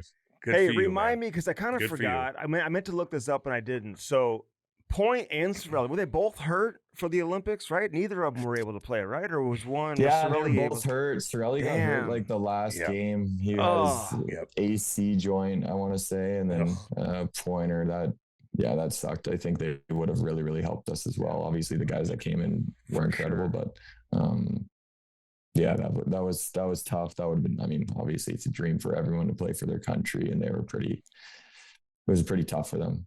What about Hedman? Was he all right? Like that was kind of he kind of took some time off. Yeah, that was brutal. Obviously, you wish nothing but the best for him, and hopefully he just takes care of himself and his head. That's all you can really ask for, especially in those situations. That's a lot bigger than hockey is, and that's what he felt like he needed to do. And obviously everyone on the team had his back. So that's why we have such a good group in Tampa. The culture that Coop is able to bring in there and the people that he brings in there, you're not going to find one bad guy. And that's why Tampa's been successful for so long. Hey, what should we know about this Darren Radish, who he just blew up this past year. He's getting paid, so you got to be happy that he's getting paid, but it's got to suck to lose him at the same time. And he's surrounded by so many great players. I think everyone's interested to see how it goes, like in Toronto now that he's not going to be with the same group in Tampa, but he obviously can shoot the puck and he can put up points, man. What should we know about him? Yeah, he's a good player. Obviously, he can shoot the puck. You give him that one-timer and the puck hits the net, obviously scoring that many goals this year. He's a really good player. Obviously, like you said, it sucks to lose him, but having Carlson come in, that's nothing but good for us. That's a Hall of Fame defenseman right there. So, but like you said, we would love to still have him. But Ratty, he grinded his whole career. And he had the opportunity to get money for many years. So you can't look at a guy and say, stay for this, So I wish him nothing but the best. Obviously that market can take a toll on you, but I think he's gonna be good. I think he's gonna be good, but I don't pray for the hockey stuff. I pray for the other stuff. That's for sure. Yeah, dude. That market, man. Yeah. Mm. You play it for the flag, not the camera. Yeah, dude. We know. Make a t-shirt. I'll wear that damn thing. Hey, can I just ask you one question, though, about the Olympics? How long does it take you to get over that? Were you stunned? When it's overtime? When you lose a game like that, it's 3-on-3, it's overtime. Man. It just ends just like that. And you got so many iconic players around you, man. I'm just curious, what that was like over the course of the next, month or so. Yeah, it was brutal. Obviously you lose and then you got to go right back into it, whether you lose or win, same type of thing, but you lose. And it was a weird feeling. I thought it was the best game we played all tournament. And I thought we got better as the tournament went on. It was fun to watch. I think everyone in the room, it was a weird feeling after the room. I think everyone thought to themselves, they could have looked themselves in the mirror and said they did everything they possibly could. You lose in overtime. It is what it is. That's the rules. We knew the rules going into it. You could say what you want. You could believe it shouldn't be over 3-on-3 overtime on best. Do I believe that? Yes, but you can't make an excuse for that. That's the reality. We do it coming in. It doesn't matter. They beat us fair and square inside the rules. So, but yeah, it's tough going something like that. That's something you dreamed of as a kid. Everyone in that room wanted that gold medal, but like you said, that just pushes you to try harder for the guys that get the opportunity to maybe try it again. So, but going into the season, it was a wild season, just your body and everything that you had to go through, the games. And I think I landed at 10:30 at night, and then I had the next day off, and then we had a back-to-back home on the road. You're coming off a 6-hour time change. Man. So and you're coming off a devastating loss, obviously, but at the same time, you're going to look, like you said, I'm going to look back at this in many years to come and realize what opportunity I got, and I still got a silver medal. So you got to be proud and leave your head high. You did everything you could for the country, and the country had your back too. So that was cool as well. Any guys on the ice, American guys, chirp when you're battling? No, not really. I think they maybe might have known they were on their heels a little bit for most of the game, but What about after, the rest of the season when you get back to NHL play? Are guys chirping? That's what I meant. Yeah, I figured. No, not really. Okay, I think it's good. One of the. I wouldn't say anything. Obviously, Gent's one on our team, and he's one of the best guys in the entire world. So he would never do something like that. But I had never heard anything of no guys saying anything, because I think it's one of those things. It's respect for the best players in the world, and I think that's what we have, especially in those circumstances. I agree. Shortly afterwards, you guys were in Vancouver the same time we were in Vancouver, staying at the same hotel, and I ran into Coop, and he's like, we lost the game. We didn't lose the game. We lost the score. I was like, damn. Okay, that's interesting. Right when he came up to you. That's a good way to put it. We didn't lose. So that's kind of true. You guys dominated the game, but you lost the score. You know what I mean? So I don't know if it makes you feel any better. Yeah, You know? well, the same thing happened in Game 7. So I know. What's it like in the Olympics though when everybody's roles change? Like you're not getting on the ice as much as you normally would. Is that a different feeling? Like how do you adjust to that? yeah, it's hard. It's not easy. Obviously, you have so many guys come over, but like I say, you're doing it for the flag on the front of your jersey. So whatever role you put in, you're just to be there to get that opportunity to even be there and play for Team Canada is pretty. I mean, let alone I'll do anything you ask me to do. If you want me to be the backup goalie, I'll go out there and stop some pucks for you if you want me to. Or be No, don't do that. Save your growing. I need you healthy going into the season. We need you. I want to watch you play 82 knocking people out and scoring 30 at the same time. 80 fucking 4. You know, but at the same time, it's you'll do anything. It's hard to adjust to, but you're so amped up and you just want to be out there and you're trying. Everyone's trying to do it, and it's not easy. And I think that's why it's sometimes hard to build a team like that because you have to fill certain roles that need to be fit, and guys that are willing to do it. Yeah, you could fill any role, man. You think you're the most underrated player in the game? Like who's more underrated than you? Who's more? He's a humble guy. Who's more underrated than Brandon Hagel? Tell me. Anybody. Who's underrated? Who's in your category? I think a guy that actually is really underrated, and I think it's Anthony Cirelli, to be honest. I think this guy, what he does every single night, his role, shutting down the best lines in the entire world. You put him out against that one of the best lines in the game with Suzuki, Slafkovsky, and Caulfield, and hold them to like 1 5-on-5 point in the best of 7 series. That's, you got to be a really good at your role and what you do. And then for him to even score like 20, 25 a year doing that is even better. So I think he's one of the best defensive players in the entire league, or let alone you could say two-way forwards as well. He's fun to watch and fun to learn from, and he takes pride in what he does, because I can tell you for free, not everyone wants that job. Yeah, man. He's a damn good player. Damn good player. Hey, listen, before we let you go, the whole power play thing is, I mean, and Biz brought it up in the interview that you guys did, like, and you're on the, I mean, you went like over 100 games or something like that without a power play goal, and you're on the power play with all these, like, you know, future Hall of Famers. So help us understand, like, were guys giving you shit after you finally score? Like, was everyone aware of that? Because I wasn't, like, aware that it had been that long. No. Like, did your teammates know? Like, was that brought up in the meeting the next day? No, not really, because I didn't score the full year. So then it was the next year that I ended up scoring. So I was able to get that reset where the boys maybe put that behind them and didn't realize it. But yeah, I don't really know what happened. It just wasn't. How many assists did you get? You got a lot of assists. I don't even remember how many I had that year. I wanted over 50, I think. No, on the power play he's talking about. But yeah, like, you got a lot of power play? Yeah. I want to say I had like 11 maybe. Okay. You're getting the puck, baby. You're doing the dirty work. Tell them to shut up. Yeah, exactly. I know. Yeah. Hey, I so think funny. This is the year, man. You guys, it's gonna be awesome. Get back to having a deep run in the playoffs, man. And, I agree. And get back to doing that. You have too good of a team not to. So keep doing your thing, dude. Yeah, man. We wanted to get you on. We love watching you play. So thank you guys. I appreciate it. All the best to you, man. You're a great player, man. So keep it going, and thanks for doing this. Good luck this season. Thank you guys. Dude. Appreciate it. Thanks. All right, homie. Yeah. Enjoy the rest of the summer. Bye. Cool. That was Brandon Hagel. He's gonna have a damn good year.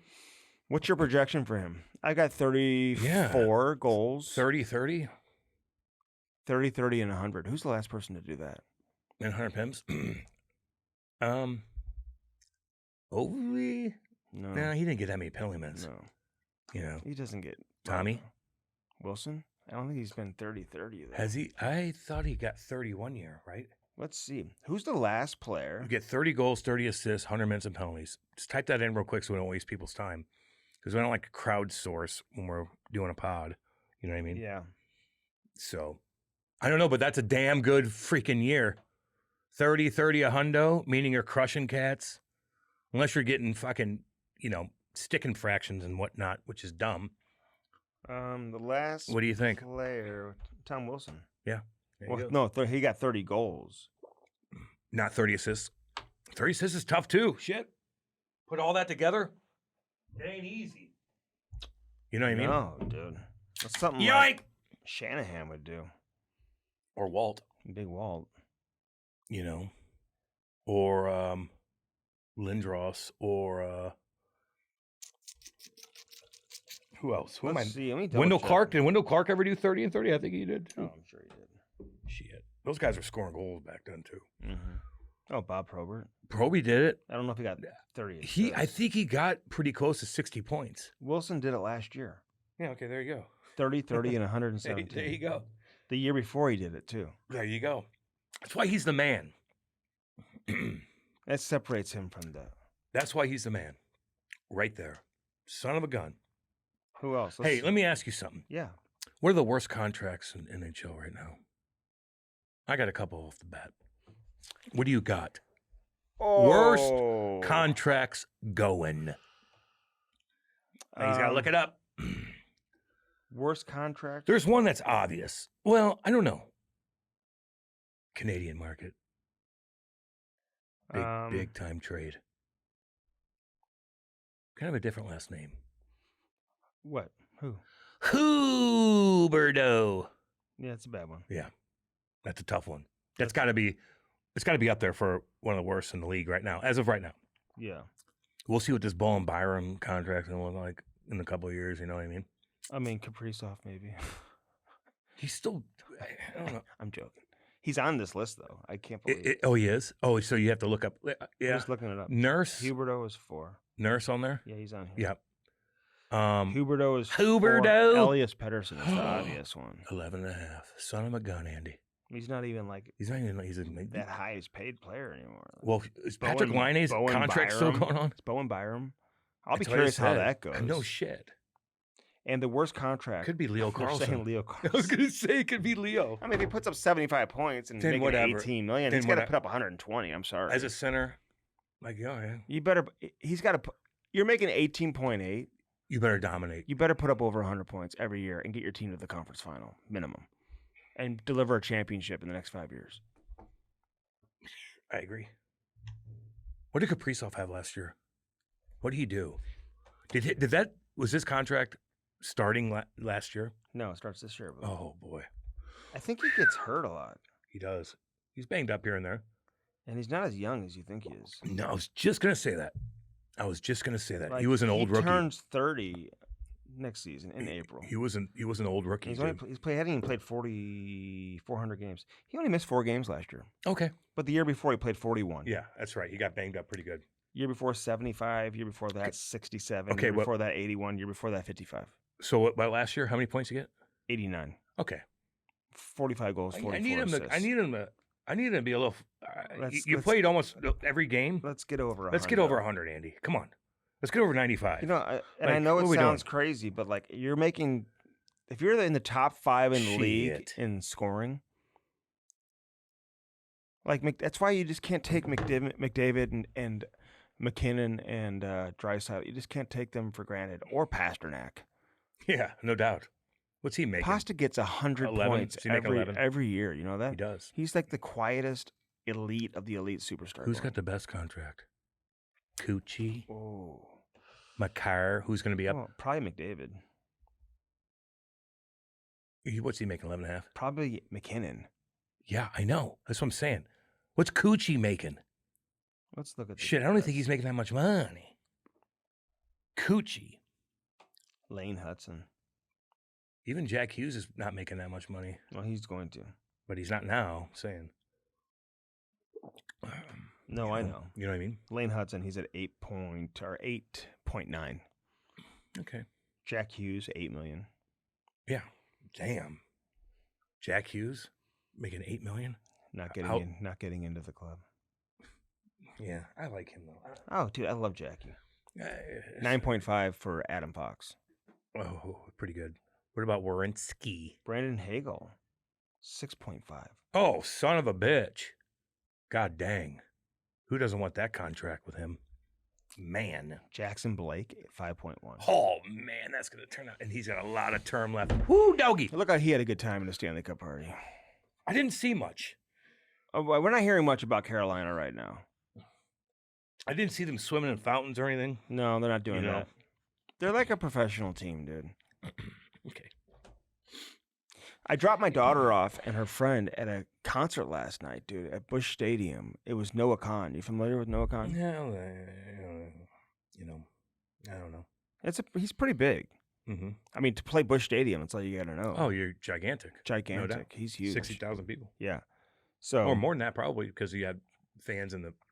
Yeah, I'm looking to go to a concert. I need to get to a show here shortly. So am I. I need to too. You know? I didn't want to be a little bit colder out. Yeah. You know. Well, look up and see what's coming, and maybe we'll get some. Me and you don't like the same kind of music. Well, You need to. you would go. You would like the music I like, though. You would go. Oh yeah, like what? Name me 5 bands. Name me 5 bands. Noah that Khan, Name me 5 bands that you like. Fish, And what else? Widespread Panic, Trey Anastasio Band. Hey, see, I'm not into that stuff, man. I know. I mean, I would. I'd go to it. I would. I get my mind right dude, and watch anything. I get my mind right and watch anything too. I I'd be- love hip hop. I love reggae. I love everything. You gonna go to a hip hop concert? Sure. I'm not going to that. Like, what's up? Hey guys. you get bullied around. Shit. Hey guys, what's going on? Hey, it's me. Yeah, I don't. What do you mean you wouldn't go? You wouldn't go to a rap concert? Fuck, I don't like rap. Why would I go to a rap You concert? don't like rap No. at all? Hell no. It wouldn't get you pumped up for a game. R&B and rap are my 2 probably least You're not a favorite. big R&B you know? guy. I don't Who's like your any best of them. R&B's? They're all like. You can't even say who the best R&B singers are. I like James Brown, baby. P-Funk's good. I like James Brown back in the day when he was doing those splits. He was an entertainer. Yeah. I wouldn't watch him now, but yeah, no, I need heavy, or I need Pink Floydy, or I need I don't know. Like I would even see like The Offspring if they came in town. I used to love Smash was one of the best albums ever. Okay. Every song was good, like stuff like that. Like yeah, What stood out from the Brendan Hagel interview real quick? I like his attitude. I do. I like that he's like, I don't give a damn. I'll chirp you if I'll chirp you. He seems like a humble guy, but when he's on the ice, he's like Jekyll and Hyde. Yeah. And he's like, I'll do this and knock you out and do great. I Yes. like that. Yeah. I like that. I like his attitude on the ice, man. But he's like, he wasn't wild in the interview at all. No. But he was just chill. Like, this is what I do. But once he gets on the ice, god dang. Good old Alberta boy. Yeah. Down He was in home Saskatchewan Alberta boy. and he went to Alberta. Just good old boy. Good old boy. Good old boy. Shit kicking. Very relatable. 2. Creve Coeur Racket Club boy. He's a sick player, though. Big shout out to Brandon Hagel. Best of luck to him in the Lightning. I can't believe he hasn't won a cup, man. I assumed he was with the cup-winning teams. I agree with that. I was like, damn, I thought he was too, but he wasn't. What's Chicago doing? Oh, Jesus. They traded him? How about Buffalo? I know. You don't even sign him. Like, I'm sorry. You made him fucking. We got to clip that. You up. made him come You live made- in your you city for motherf- 2 summers in a row. Are you out of your mind? And you didn't see anything? And all of a sudden you let him go? You morons. How could you not? You're morons. But he was scoring in junior, too. Because that just shows that they were unorganized as fuck. And it's obvious. How So, the hell did you do that? How did Buffalo? And he paid for everything up there too. How did Buffalo miss the playoffs like 11 years? There you go. There you go. Thank you. 100%. How was Buffalo terrible for so long? There you go. Why couldn't Buffalo get into the playoffs and ever compete? There you go. You better figure it out, and you better do it fast. And I don't give a shit about. I don't care about last year. Thank you. You Don't give a you shit. finally got in. Good for you. Do it Good again. for you. Do it again. How many first-round picks did you get? Have you had over the And past do it and have it fucking- complete. You guys were still terrible until you fired the GM. You had to fire the GM. Fire last year. GM. Although he orchestrated the did. roster. You fired him. Who the guy who did? Yeah. Yeah, Kevin. I know. Yeah. We're gonna get him on. Yeah, I know. I've been talking to him. Buffalo. We don't want anything to do with him. Hey, come here and pay to come up here, and we'll torture you. And we're not gonna sign you. And then we're not going to sign you. Get out of here. We don't need a player like you. I feel like Buffalo doesn't take nearly as much heat as they should for this Hagel I situation. agree. No one even talks about it. As bad as Chicago was, they had him. He actually had 20-plus goals when they traded him. It's embarrassing, too. No doubt. But Jeez. Buffalo, all you had to do is just get him to we don't- sign. Oh, We don't need him! He's skilled. He's wild. He hits. He fights. He does this. He blocks shots. No, go, We don't need him. We don't need him. Oh, get out of here. Get on with yourself. We're okay. We don't need him. We're okay. We've been doing good. Stupid. God, Andy. I'm sorry. Golly. But no, but like they I need know. we you know, Steeple, and baby. we've had guys on too, by the way, that from and we didn't even bring that up. I know. We've had some. We don't even because bring up Hagel. I forgot. Nobody and there's a knows. million other things that you could talk Buffalo. about. Do it Buffalo. again, Buffalo. Do it again. You better get farther. Dude, Shit. He went crazy. They had 6 shots on goal and they beat you. Is that what the? Oh my God. Who, Carolina? No, it was. Who had the no shots? No, wasn't it? Well, they played Montreal. Montreal. That was so bad. Montreal. Montreal's had no shots on goal. 6 shots on goal. And they beat you. Montreal didn't have a shot for like 45 minutes in a row. Figure it out. We're a contender. The fans there deserve better. There you go. Jesus. They deserve better. Son of a bitch. I feel like the Bills don't even play in the same city. There's just no. I just don't see. They do. I just don't. I don't know. I don't feel. I don't know where you're going with that. Sometimes Andy just has to say something. I don't feel the connection. He just has. I don't feel the He just connection. has to say something. We're watching you, Buffalo. I'm from there. I know. I can say that. You got your footprint. I can over. say that. I was just there actually. I hate more fried food than I ever had in my entire life. I hate so much food. What's on the menu? Everything's fried and terrible for I'm you. so bloated. All right, I'm at the finest restaurant in Buffalo. What should I eat? God. Everything's terrible for you. Just Terrible. pick anything you want. Fuck, I can't stop eating sometimes, man. Son of a bitch. What am I gonna get on the way home?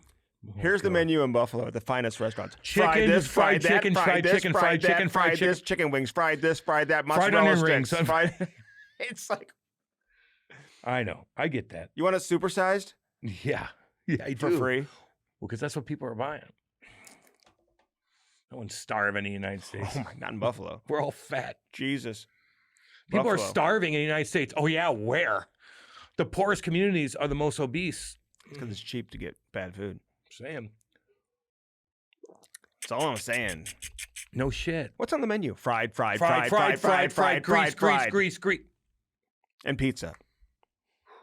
We haven't even gotten to the Fuck, pizza. I'm fucking hungry now. God dang, Andy. Andy's making fun of this food. Now I'm going to go eat it, Maddie. Steeple, where success meets success, baby. We love having Steeple as our title sponsor. Yeah. Hell yeah, baby. Put your money in the people you trust. Yeah, no doubt.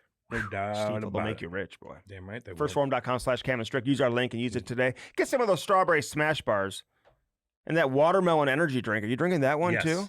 Oh Damn my good. God.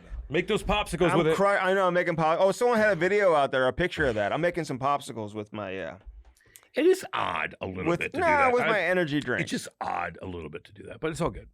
That's actually a good idea.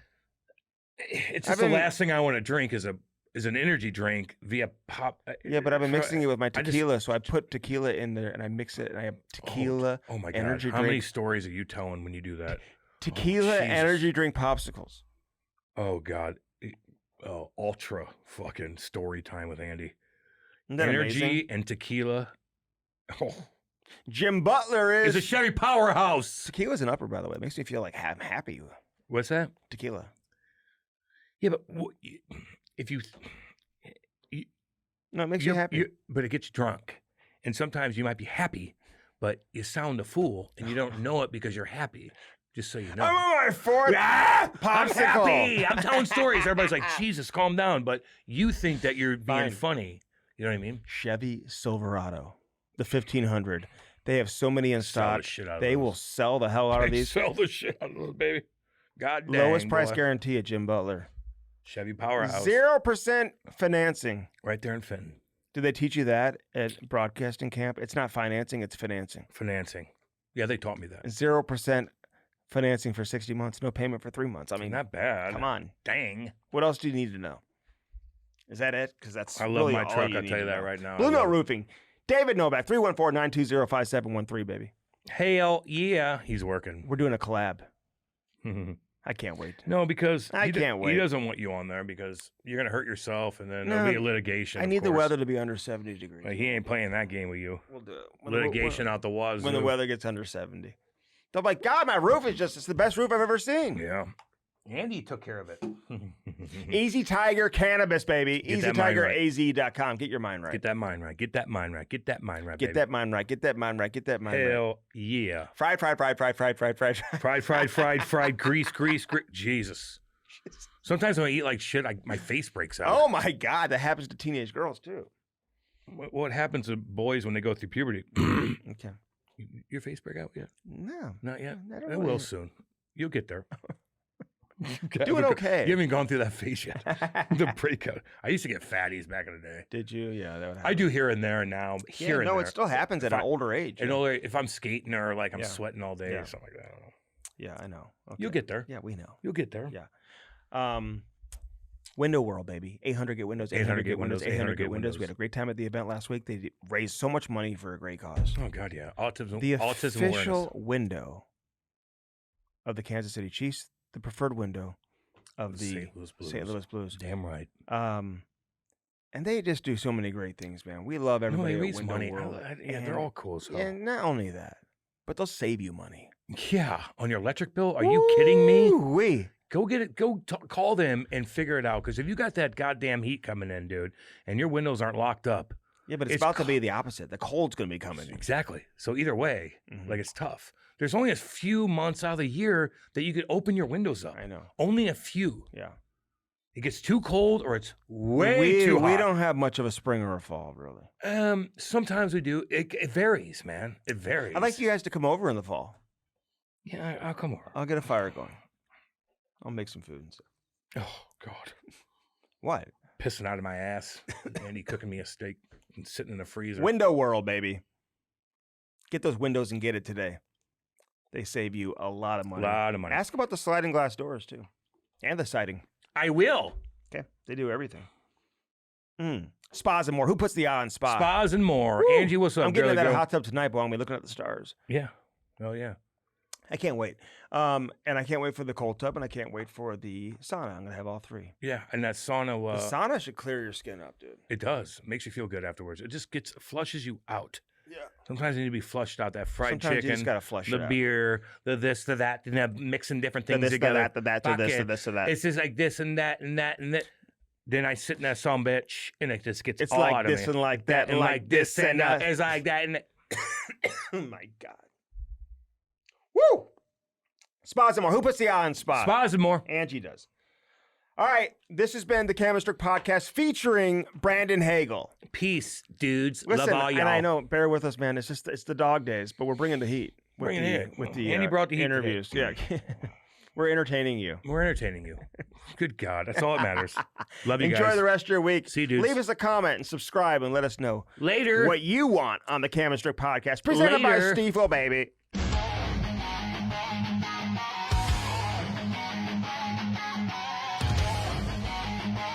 Yerk!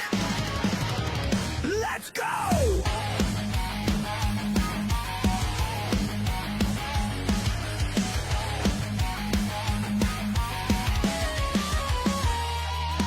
Cam's a shit kicker, 2 bombs in the lead. Soul dragging crew, there's no time for fatigue. And he's a shit talker, stirring up the show. Never played a shift, but he's ready to go. Mic check, for check, here comes show. Cam throws hits and he's in the know. No filter, no fluff, hit record and go. Get your mind right and enjoy the show. Cam and Strick, toe tracks and pop talk. Cam and Strick, drop the gloves and